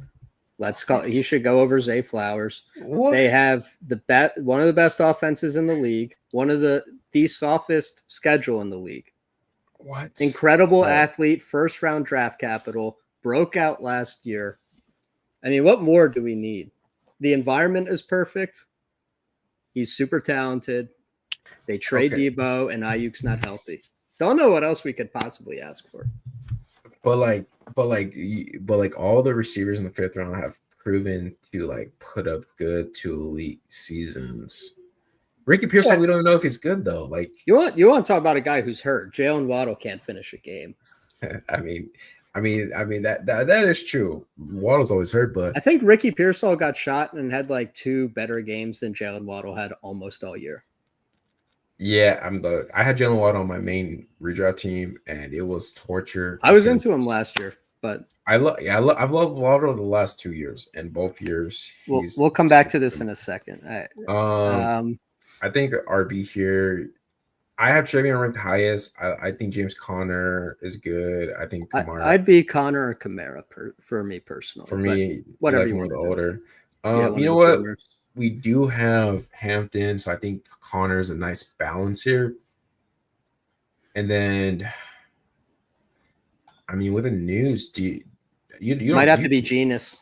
Might have to be Genius. Yeah, because I'll say this: a couple things with Jennings. Like I haven't taken much of him. How he goes. Yeah, I should have thought about that for the first click. You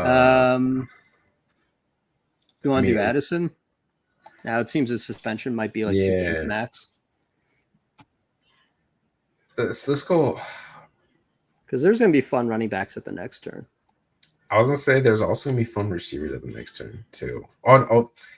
Okay. So I didn't do this on purpose. No, that's cool. Maybe we can get Rizzy there. 3 rounds too cheap. So all right, here's the thing. Yeah. Not soft to schedule. We've all seen that. That offense is going to, and their defense is projected to be like bottom 8. So they're going to have to shoot out more than they ever have in the Shanahan era. Debo's gone. Ayuk's not ready. Okay, maybe this hamstring's worse than their talent. I mean, I don't trust them as far as I can throw them after the CMC thing, but I don't trust them medical as well. But I want all the 49ers. I want every single one. You know why? Because I want Brock Purdy. Brock Purdy, grew as a quarterback last year. That offense is, I don't know. I think you should buy all the 49ers because we don't know who's the right one, and they're appropriately priced or if they're discounted because last year you had Debo and Ayuk both 2nd rounders. Exactly, and that's with CMC being a top 5 pick, and they're better set up this year. They're better set up from a schedule. Defense is worse as well, which is huge. They're going to have to pass more. They're simply going to have to. Yeah. They're going to have to put up 35 a lot. Where in the past, they could really control the clock and put up 24, 26. They're going to have to air it out. And Rizzy and Genius and Kittle. I like all these guys. I'm not fading Juwan Jennings or Kittle. I love them. I love Kittle. I'm Jennings is fine. Yeah, and hits matter more than misses.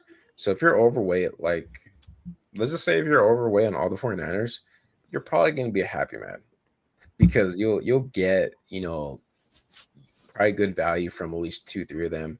Or maybe it's a ping pong effect where, week 15, Juwan Jennings puts up 25 points. Week 16, Ricky Pearsall puts up 25 points. And then week 17, Brandon Ayuk, fully healthy, spikes. Sure. Yeah. Is Ricky Pearsall? No, he's still there. Okay, down there. Yeah, if he is gonna be falling, we'll be taking him up. But one reason why I do like taking Henderson over the receivers there, just because at this range, I feel like RBs do get gobbled up. 20 Pollard is the last one for a tier break. But then all these receivers here. No, these running backs have been moving up, it looks like. So yeah, this shit's getting wiped. I thought we'd have Pollard, Yeah, Jones maybe Jones Caleb. Is already gone, right? Yeah. And Judkins isn't really a consideration anymore. So I guess Judkins falling dries it up, and it's a compounding thing where now you can't take Judkins there really, and people are pulling him up more. So it's gonna. All right. I like the Henderson, switcheroo. Unintentional. I acknowledge. I saw a good faith movement. The fingers are. You made a good effort. I've been getting a little more hype on Diggs. Okay, so yeah, I was gonna say let's just take Diggs. We have Henderson. Love How Drake can everyone May. be into this Drake May breakout and not like the only good wide receiver they have? That's what I had to tell myself, man. Where it's like I love Drake. Okay, real quick, Emeka or Ayuk? NECA. Yeah, let's go. Let's get that Bucks thing.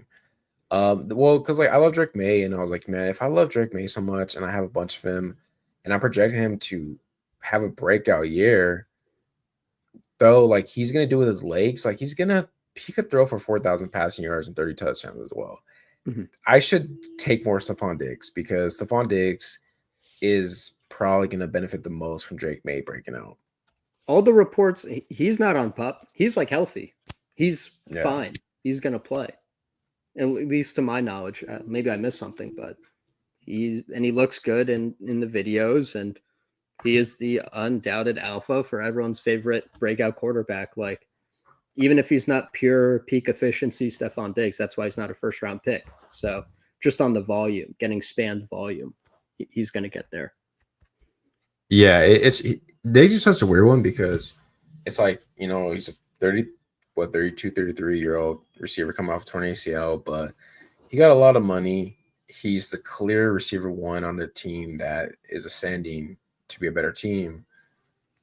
Like what's his floor, medium, and ceiling look like? And I think he's one of the ones where I have more of a difficult times processing.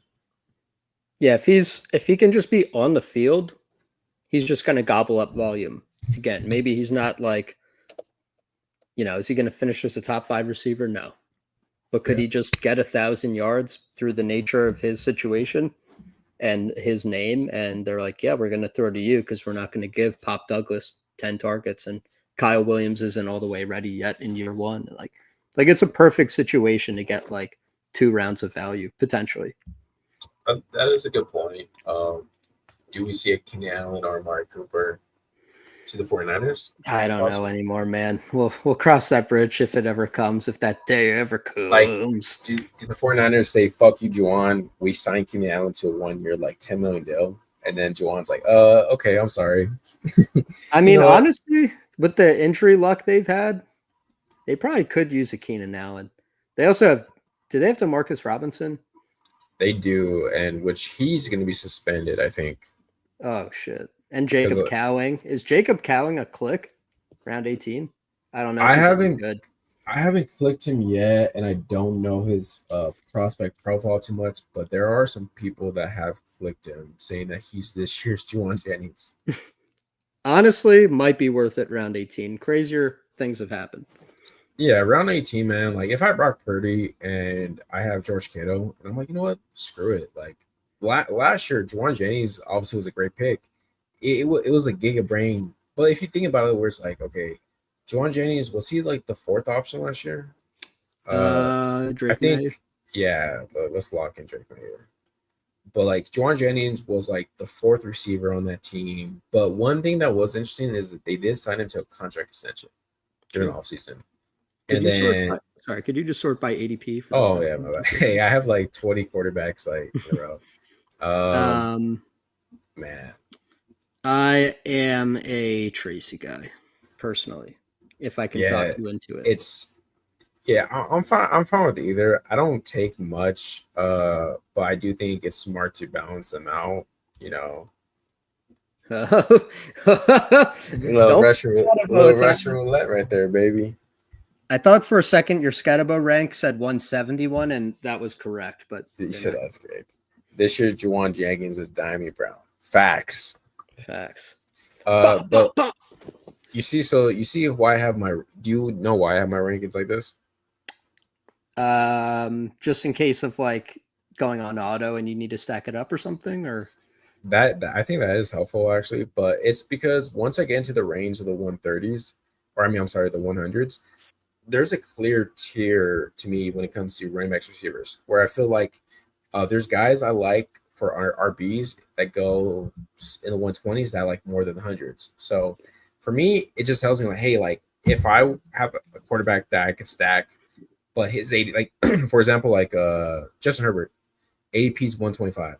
But if I have Ladd and Romero Hampton, and there's a chance I'll just take him at pick 108 because the running back at 108 or I'm sorry, the running back that I get at 108 is the same I could get later, in my opinion. So Right. I rather just, it just kind of forced me to be like, okay, like don't get to Q, take your stack quarterbacks, and also like the tight ends here for me are tier break better than RBs and receivers here as well. That's fair. Yeah, I feel pretty decent that either Stroud or Trevor will be there for us.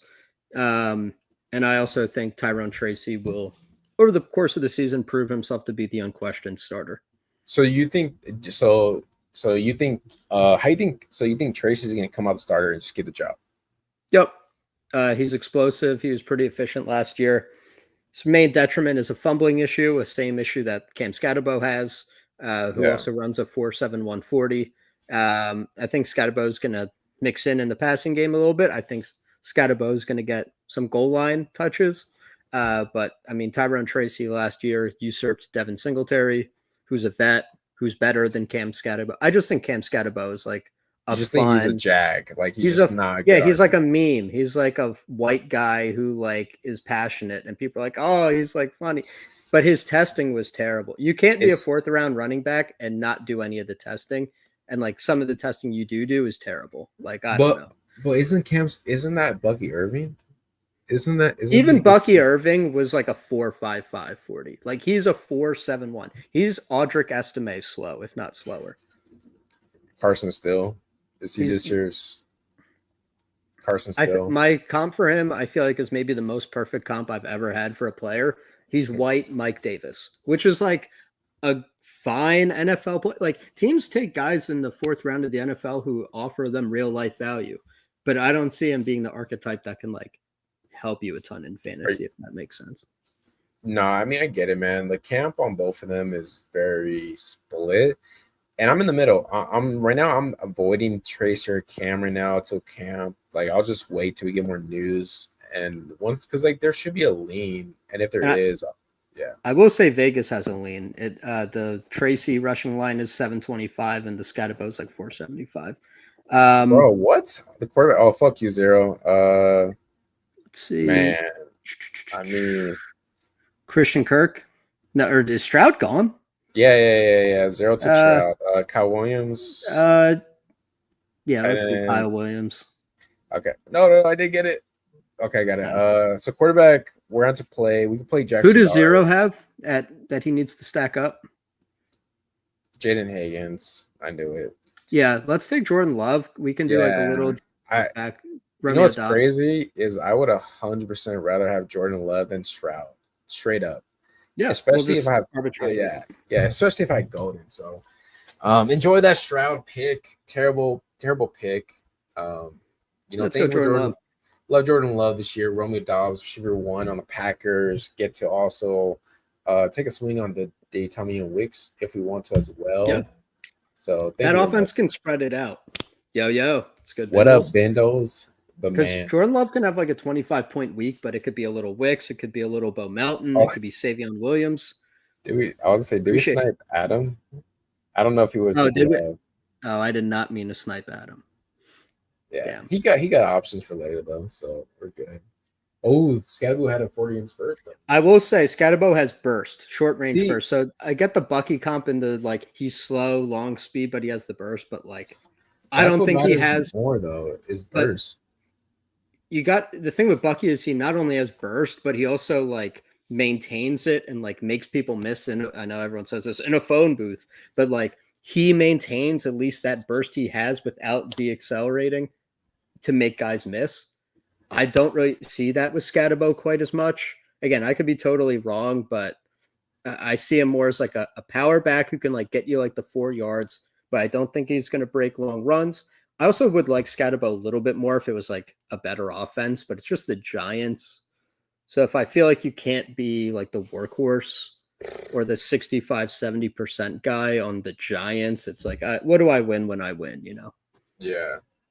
No, I mean, it's a good point. You know, that's why I'm staying away from both because it's a bad offense. And if I'm going to have 2 RBs splitting on a bad offense, it's not too attractive to me right. He has that dog in him. I will give you that. He has that dog in him. The coaches are going to love him. I think Tracy's going to be between the 20s. Scatterbo gets some goal line work. He could have like a fun touchdown number. I think the rushing numbers, like I don't know, he could be like Roshan Johnson, right? But on the Giants. Oof. Oh man, I don't know. I don't know if Steve heard your Cam Scatterboo slander or what, but hopefully he tuned in right at the end. Yeah, after it. Hopefully you missed all the slander that Sus was putting on Cam Scatterboo. But what's up, Steve, man? Welcome in. It's going good, brother. I think I remember hearing Scat had like 6 or 7 50-plus yard plays last year. Yeah, he got big plays in college playing in the Pac-12 where they can't tackle, and anyone can get big plays in college. When you have that prerequisite size, like those accountants can't tackle you. I'm not worried about NFL players being able to tackle any running back that's not named Derrick Henry. So you're gonna have to do like a little better than like just being large. Cooking right now. Okay, so we're probably on the clock. We're good looking at tight end. Is there anything tight end wise that makes sense? Man, not really. Yeah. No. Just your favorite RB here, I think. Unless there's either Bigsby or Algier.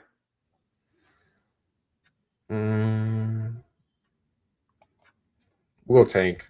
Oh, what? Oh, that's the second time. I mean, I'm cool with it, but future self Nick. When it says 1 second, it doesn't mean 1 second. It means that the picture. Did I just see our receiver room? I might be down to go Tank again, and like just.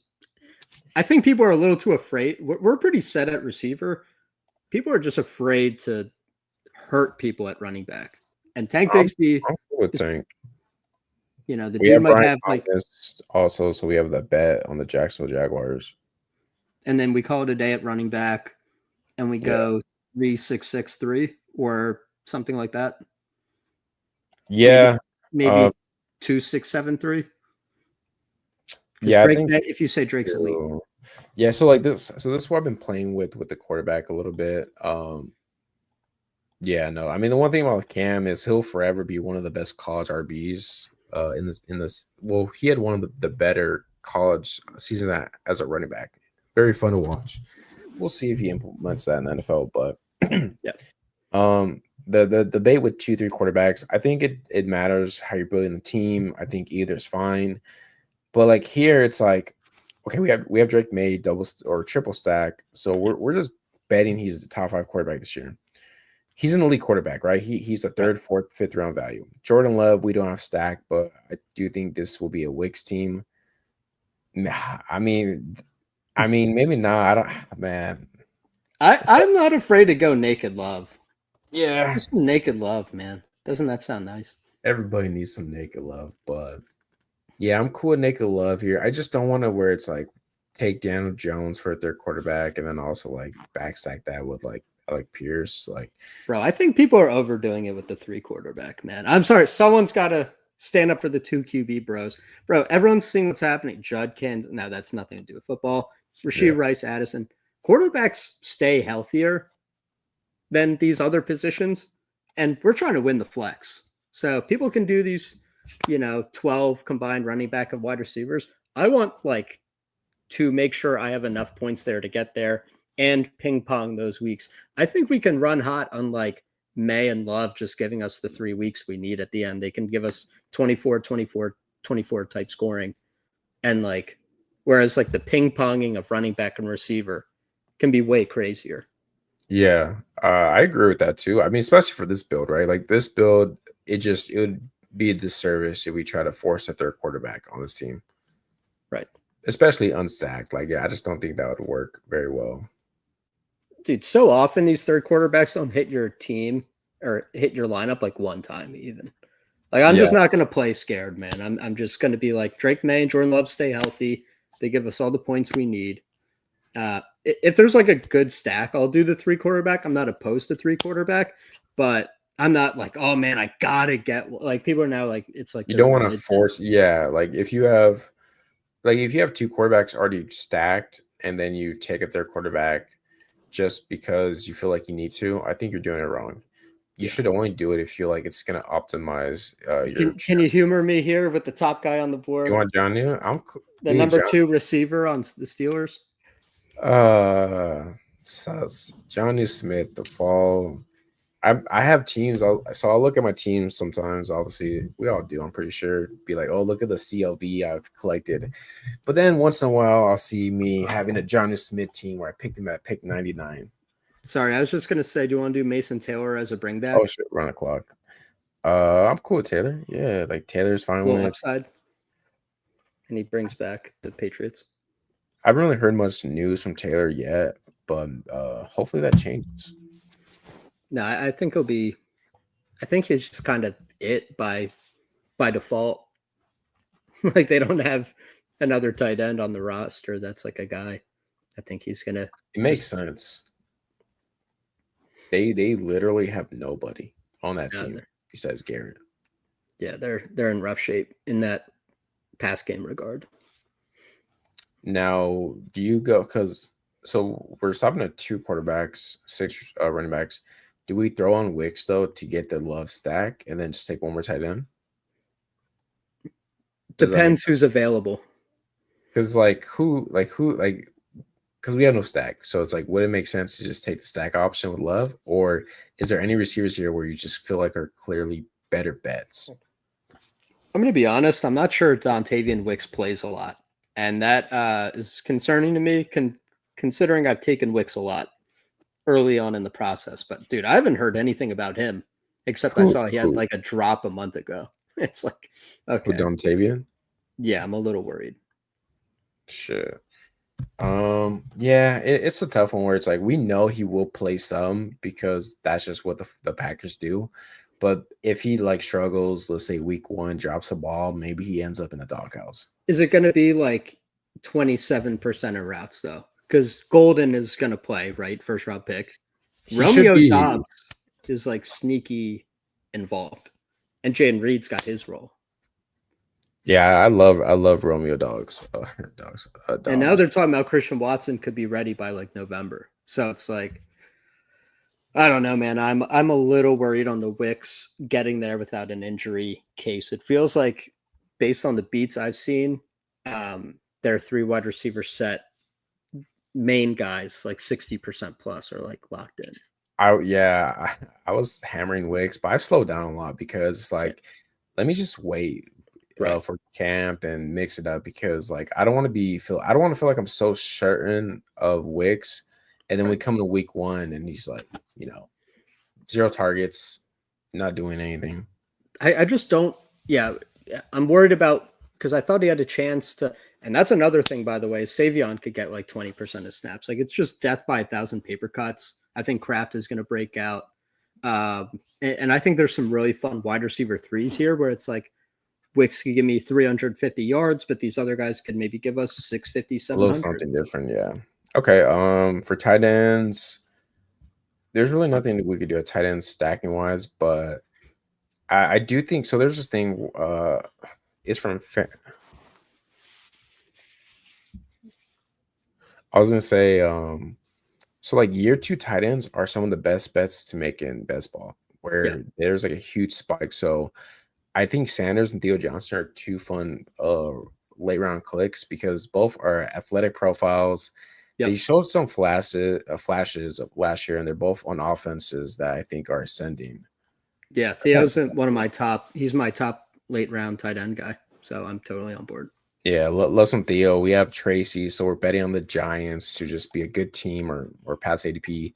And then here it comes, man. I mean, who's the receiver here? Where's the Jalen McMillions of this group? We didn't get any Jamar Chase, any T. Higgins. The Bengals are going to score points in week 17. Do we lock it up with Yossi Voss? You're right. No. Oh, Yossi. Yeah. Yo, he's wilding.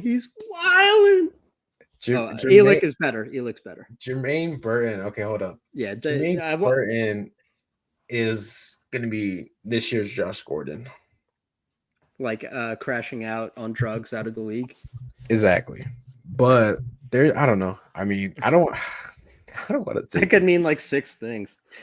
It could, yeah. I mean, okay, he had a little better year than I expected, but 6 touchdowns, like And they said he looks a lot better. Like he stunk last year, but they're saying he objectively in camp just looks better at football. Like he's moving in a way he hadn't before. I mean, he had always been a great athlete, but he was like a little soft. Like he would get bitched around a little bit in his routes. Damn, bro. Shit. Adam, you know what, man? Had to click over, Brown. Had to. Yeah, Cam Ward. Oh, you so yeah, the Cam Ward, Calvin Ridley thing. Nice little team. Does he have a week 5 tight end? No, he's just raw dogging it. Fuck it. Sometimes you gotta do it. I like the craft though, man. I'm a huge craft guy. Yeah, we ruined his draft in a number of ways, but it still came out good though. Yeah, no, I think Adams built a way better team than Zero. Oh yeah, well, what naked Stroud? Like, what did he even do with the Stroud thing? Yeah, we'll check. We gotta dive into that.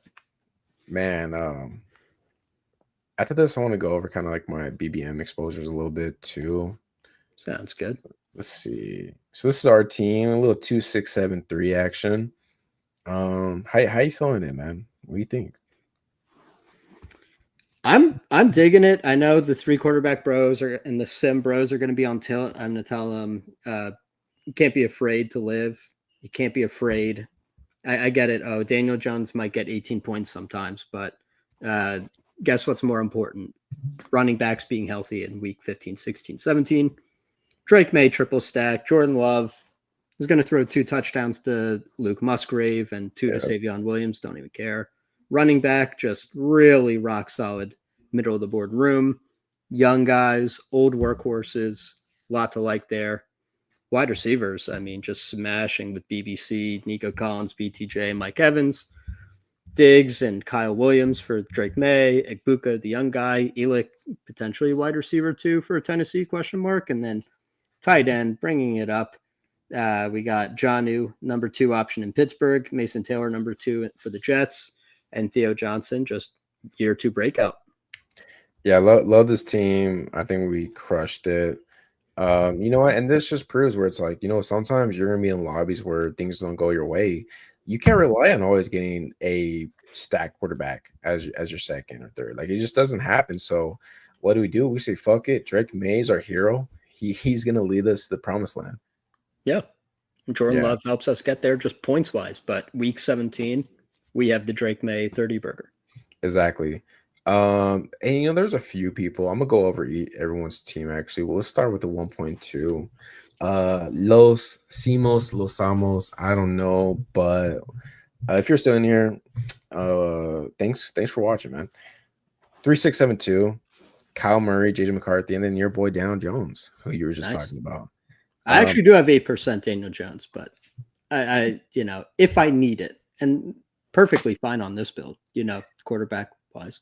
Yeah, because I think so. How I'm playing right now is like, and don't like I've done this before where I have Jaden Daniels, I have like Drake May, and I've taken Daniel Jones as their quarterback, either because it was just the best pick on the board and I had a Colt, or also I felt like I had enough draft capital spent all the other areas. But if I wait for 3 quarterbacks like Kyle Murray, JJ McCarthy, Daniel Jones, I'm assuming that your RB receiver tight end are taken care of. Right. And we shall see. Yeah, I mean, Jacobs, Jones, Tuen, Sampson, Eckler, Smith. Sampson just continues to rise. 143, man. I mean, if Junkins doesn't play at all this year, this is a still. If he does play, probably not the best click, but I don't think it's going to kill you. I mean, the opportunity cost isn't too bad. It's not too bad. I mean, Jacobs, I think Jacobs your workhorse. Then you have Jones and Eckler are 2 RBs, kind of like catch a lot of passes, good offenses, kind of like your chaperones to Tuen.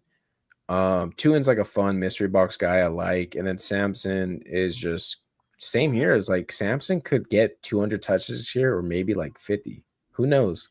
Right, maybe 30. Maybe 30, or maybe he gets 200 plus. Like we just don't know yet. So massive range. Yeah. Yeah, massive range of outcomes. JJ, Ted, I really like that Ted fall. That's nice. You need, Sutton, Godwin 2 as your fourth. Ayuk as your fifth. I mean, I really like this receiver room. I feel yeah, like this is solid. this is just Douglas, all around good team. yeah, then McBride, Zach Ertz. So you have the elite quarterback. You got the Kyler stack. Stack. Yeah, Kyler Stack, JJ with JJ Jones. I guess the only thing I'll say is like Down Jones helps you probably advancing, but like if I don't have a Colt, I'm not gonna take Down Jones on my team. Am I tripping? Yeah, no Colt. So like that's the only thing I would say about this team is like I don't think you need to take Down Jones just because. But I mean, rushing quarterback, so maybe it helps you in the long term. I mean, the long run.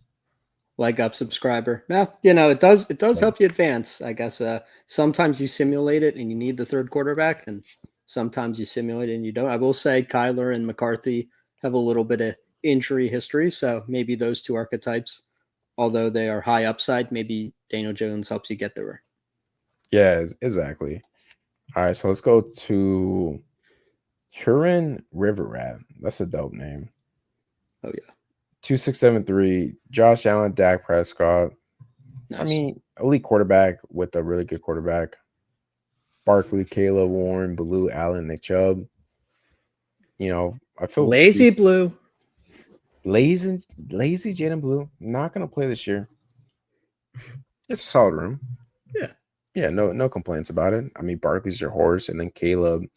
You double up on the Pittsburgh back, which I don't think I've done yet. I don't It's hate it. Don't love it. It is interesting. Tyreek, Worthy, Smith, Jaden, Keenan. So you get two Keon and Kean, Elijah Moore. Double stack with Josh Allen, Dak. You do get the Ferguson and the Blue, so you're kind of which I think it could be beneficial if you're doing a stack to kind of go against maybe some of the main guys. Because who knows, maybe week 17, Jaden Blue and Jake Ferguson are the guys you need. A little bet against the popular Pickens and CD double stack. I'd maybe try to throw Jalen Tolbert on that team. I kind of like if I have a real pocket passer who doesn't have the rushing, get at least one receiver with them if possible. Yeah, the wide receiver, But no, I like the tight ends a lot. Like that's another thing too, Yeah. is like three tight ends, really good. Quarterback room is good. Your receiver room is fine. Yeah, I like this build. nice. And then our boy 2583, Lamar, CJ Shroud. Wide receiver room's about to suck ass. CMC, Taylor, Cooks, Dobbins, and Keenan Mitchell. I mean, kind of robust RB room. Dobbins as your fourth. I don't mind. Keenan's a fun. I've done this with Lamar a few times, just like betting on the Ravens offense. Betting on the missile. Yeah. Yeah, see, this is that bullshit I'm talking about. So is this rate this receiver room out of 10? I will say at least he had the Higgins and Kirk, so he did pull off the Stroud thing. Probably a Dalton Schultz ass team, just unfortunate, but I don't know, man. Zay Flowers, that is hey, Adam, you're technically still live, I think. Just Judkins is the guy you need, but yeah, I don't know about this receiver room. I mean, wide range of outcomes with Golden. It comes down to Golden and Higgins, So I mean, Sean likes it. Sean is, saying that it's a good team. I mean, overall, like he did snipe us on Stroud, but it's a good team, man. I know he's a huge Jaden Higgins fan, and he does end up getting the double stack too with Kirk, which 14 picks, which is really nice if you're able to take Stroud and still get Kirk on the way back. Pierce and Slane are two fun guys. I do. Those guys are awesome. Team. Yeah. So I mean, zero. He knows what he's doing. Yeah. Yo, what up, Humanes? I always get it right. Humanes. Hames, I think. Hames. But keep it a buck, Nick. Are you ever going 0 wide receivers through 4 rounds? Have I done it, or am I going to do it? In your heart of hearts, does it feel good to you? No, it doesn't. No, it feels terrible. like I hate doing it, I but think you need one guy, one like real alpha at least. I didn't even did he do that? Oh, he did do that.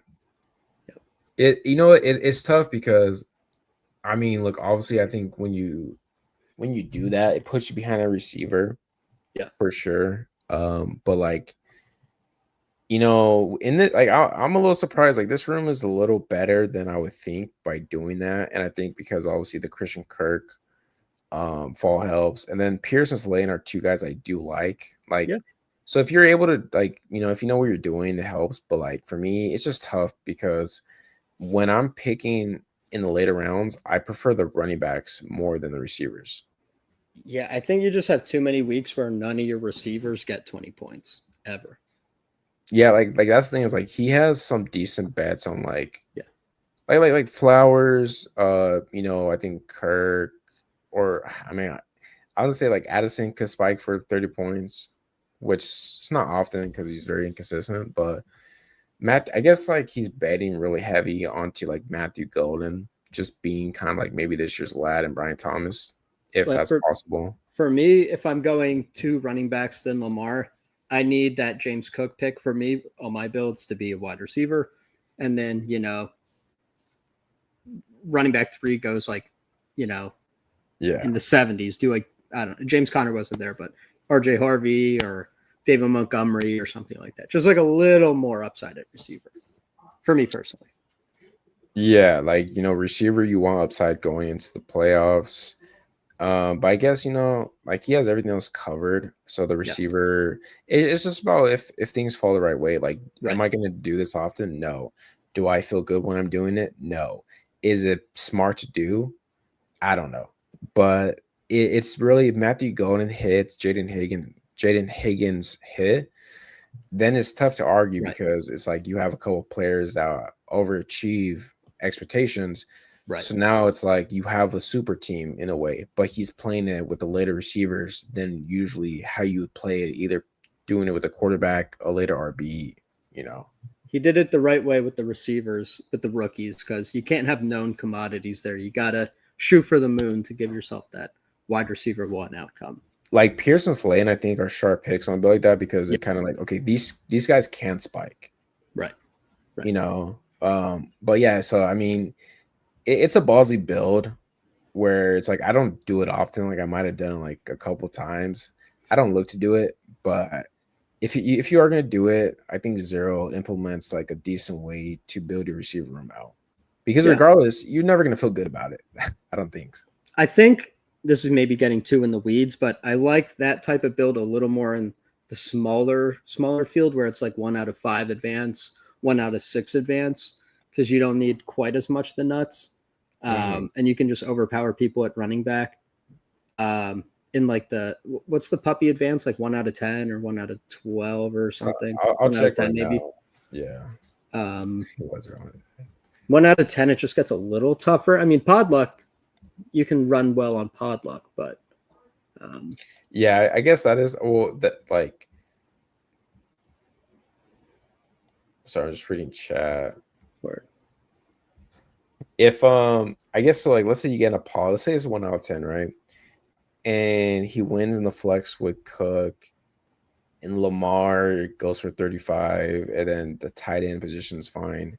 He only needs 3 receivers to spike, where it's like maybe Flowers spikes 1, maybe Addison has this week, and then it's like, okay, I need either one of these rookies to be like the rookies you need this year, or maybe Pierce or Slayton. They only have 3 18, 20 point spikes, but then it comes at the right time. Yeah.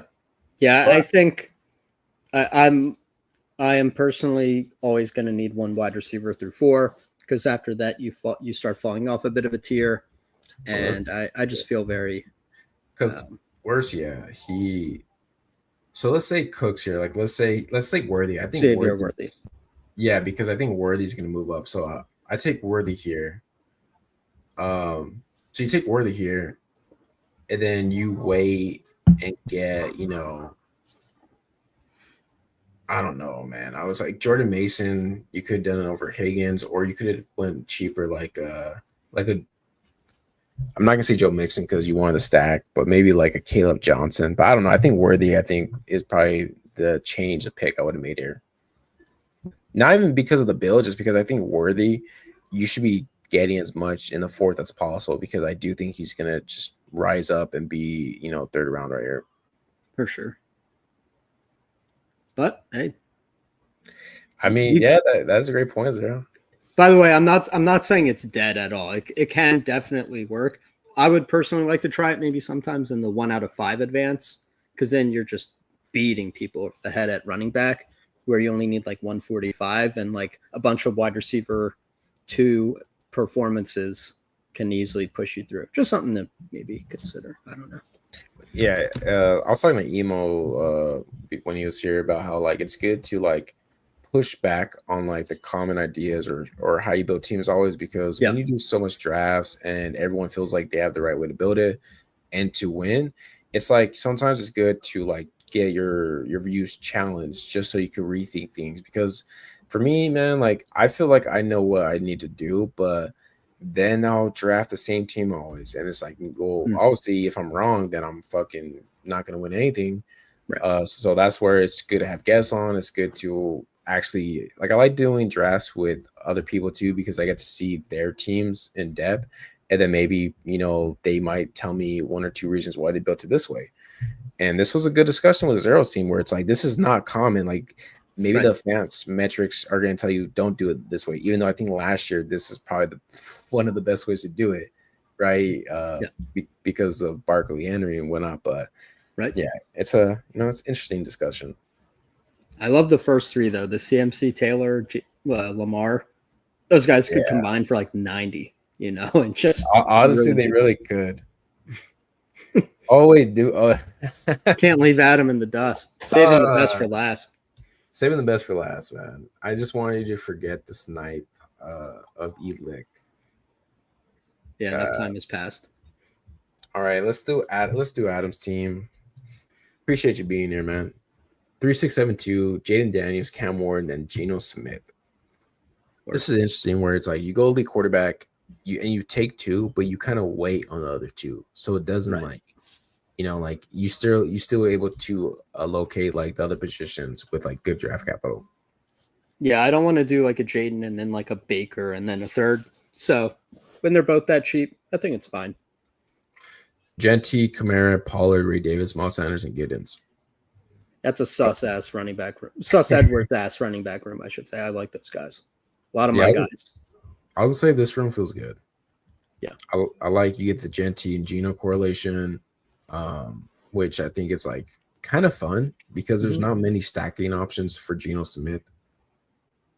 Neighbor, Jason, Ridley, Myers. He got a good fall on Myers, which I think helps with the Geno's pick. Yeah. Trey Harris, Jan McMillian, and then Noah Brown. It's a cool receiver room. Yeah, especially with those running backs, that totally works at receiver. Okay, I was like, why did you take Noah Brown? And it's because you have Jaden Daniels. Yeah.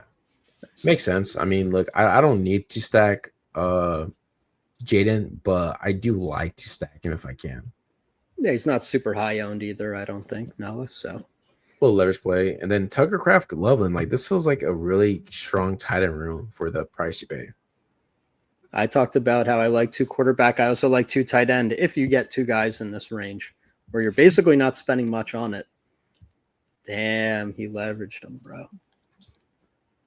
So one of my favorite moves I do is like take JD in the 3rd, 4th round, and then I like Zach Ertz and Austin Eckler to like stack him up with.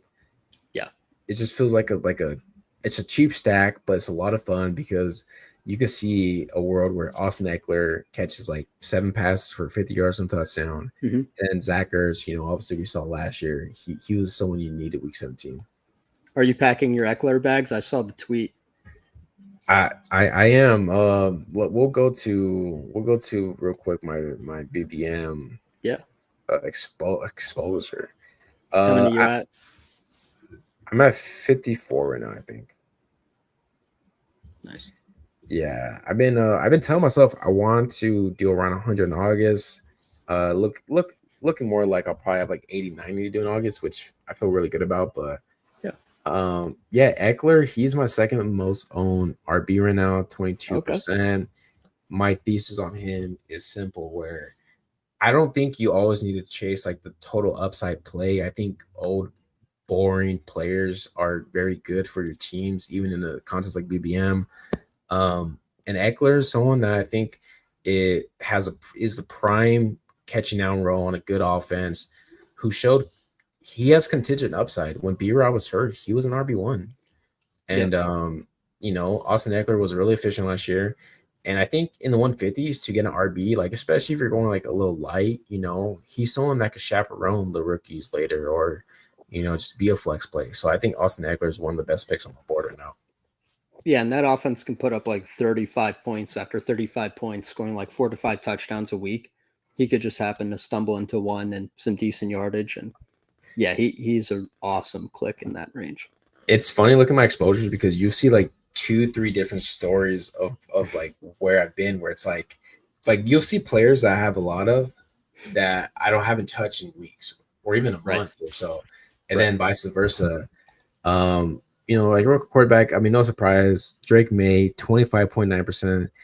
I'm gonna easily have 30+% in BBM. And then quarterback is kind of just, it's a little flat, where it's like I don't have my favorites yet, but I do think Brock Purdy. I'll say this: Brock Purdy, Jaden Daniels are definitely going to need to be climbing up going forward. Nice, especially if you can get some cheap stacks with Rizzy and Ayuk. Yeah, exactly. If they start falling even more, then Purdy's just going to make it easy. I've been taking a bunch of Kenneth Walker lately. I think Walker, like I finally had a realization where it's like I'll have Walker, just he's either going to kill me or break me this year. Yeah, he's going to kill teams that don't have him if he's healthy. There you go. Are you a Walker bull? Yeah, he's one of my top running back exposures, at least in the mid rounds. I think I'm like 15% or so. Love it. You see my tank right here. I've been getting him a little bit more, just like, I see the vision where maybe he's just the best rusher on that team, and he puts up 1,000 yards and like 8 touchdowns. Yeah, it's like the Miles Sanders bet, which I'm also into. But he's younger and got a lot of juice. I mean, Tootin is a massive question mark, who I also have a bunch of myself. Yeah. And ETN hasn't been good at football in 2 years, so I'll fade him. Yeah, if you look at like my BBM shares, like look at this. So I have one Barkley share, right? Oh, well, I thought we were about to be so aligned because Brian Robinson, I'm like 1%, Tajay 1%, and then I'm like, oh no! Look at this. Is that Bucky too? Bucky, yeah. So I have. Oh my gosh! Jesus! This is the crazy thing about like having a portfolio of drafting teams, because like it's impossible to have everybody, right? Right. Somewhat. So yeah, so like I was surprised with this, bro. Like when I saw this, like my dick went into my body a little bit, because I was like, fuck, man, like I'm already a third away in, and it's like, man, like I don't know how I feel about it, but I'm probably. Are you running bad on the top picks, or are you just like taking Jefferson and?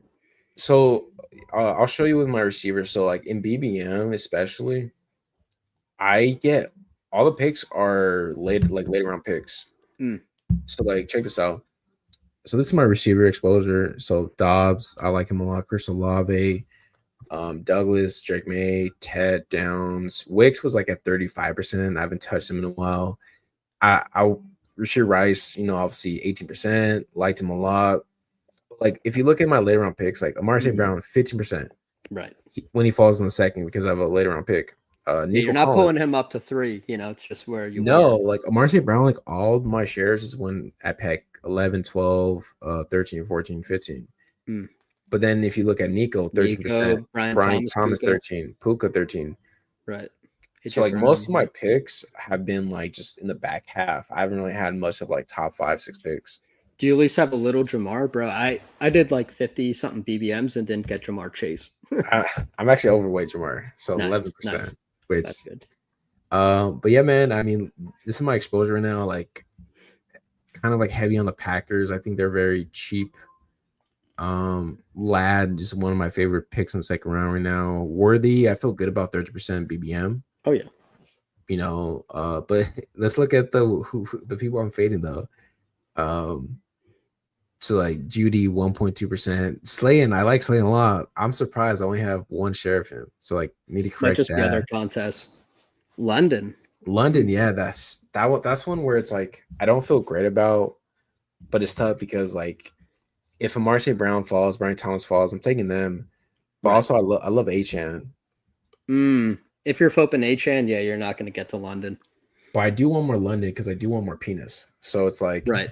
I want that week 17 game. So like that is one I need to prioritize a little bit. Mike Evans 3.7, Malik Neighbors 3.7. Like I kind of like the neighbors fade, man. As a light fade, I'm with you.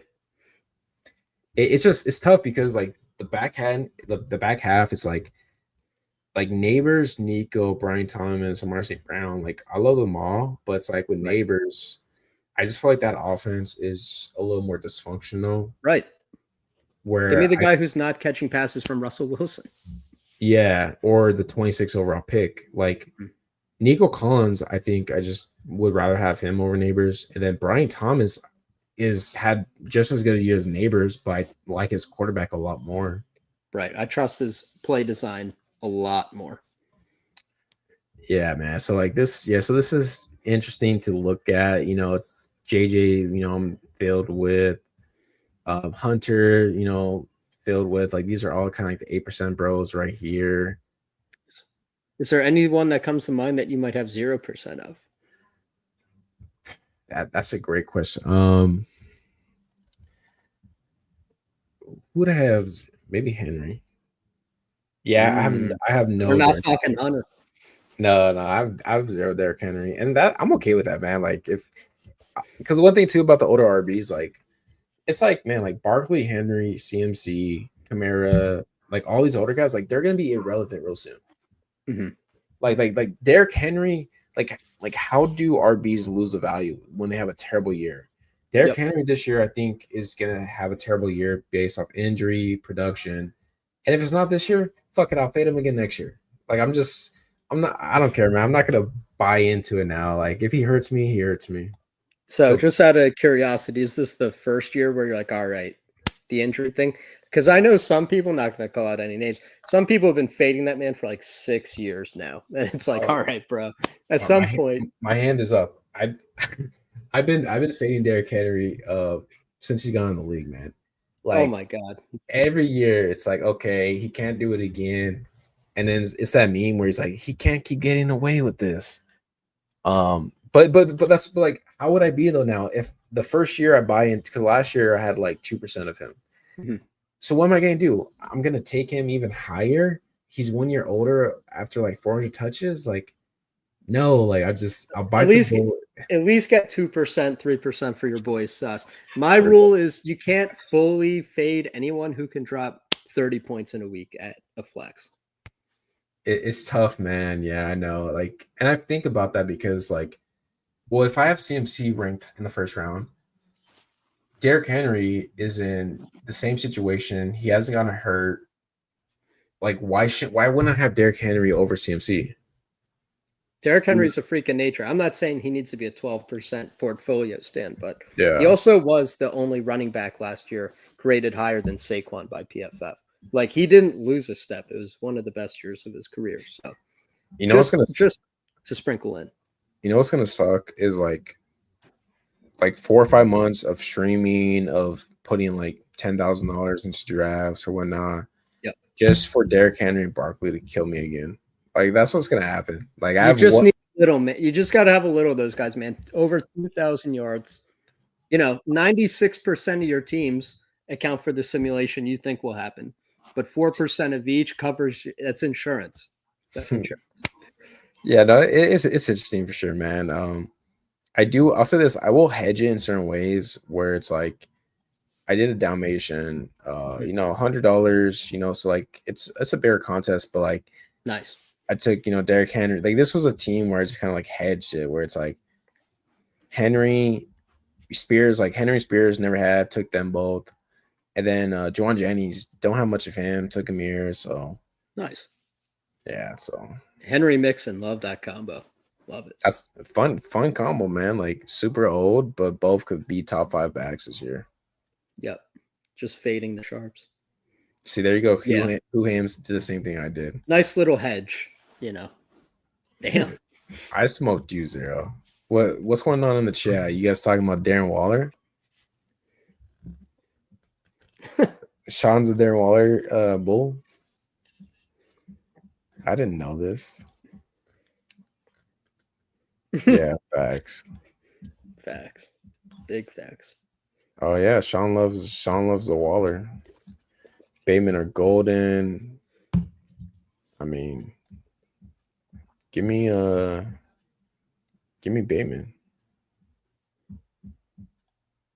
Yeah, you guys are Bateman crazy. over Golden? No, not in real life. I'll take Golden. But yeah, I think there's like some stuff I missed, like Dobbs and Reed versus Golden. Wait, what? Oh, because Zero's trying to drive down the price of Golden. Yeah. W agenda. It sounds waste gone. Love that. No, but man, this was such a fun stream. I think I am gonna call it. Word. Got some stuff to do, but I might be back on later tonight. Might send you an invite as well, Sus. Oh yeah, just let me know. Either way, I'll be tapped in. Yeah, either way you be tapped in, man. I appreciate you. Love having you on, Sus, as always. Appreciate everybody in the chat. Love vibing with you guys. Building these teams, trying to go. Every time I do a stream, I always feel like I learned something. Right, I always try to take one thing away, if it's from drafting my own team or from someone else's team. So appreciate everyone that was here. Even if I'm on and you're learning a bad take, you're still learning something too. There you go. Yeah, I mean, I learned some stuff about Cam Scatterbooth, so that was some fun stuff. Quad box season, yeah, man. I'll bring in fucking everybody tonight. Got to get Sean and Stars for the crash out, bro. The crash out's brewing. I learned one is Zero is not my buddy because he sniped us on Shroud, and I learned that ball by fading Waller. So that shit.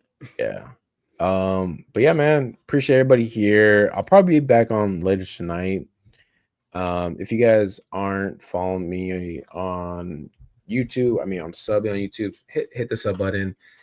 I don't have Sus links here, but you can find him as Sus Edwards, right? Is that your name on Twitter? Yeah, if you just type in Sus Edwards on Twitter, not a lot of people name their kids Sus Edwards, so I'm pretty much it. Hey, maybe Bulldog tonight. That does sound like a little fun. Yeah, so we'll see. 20 likes, let's go. That's a W. I love you guys. I'll be ending the stream right now, and I'll probably see you guys on later.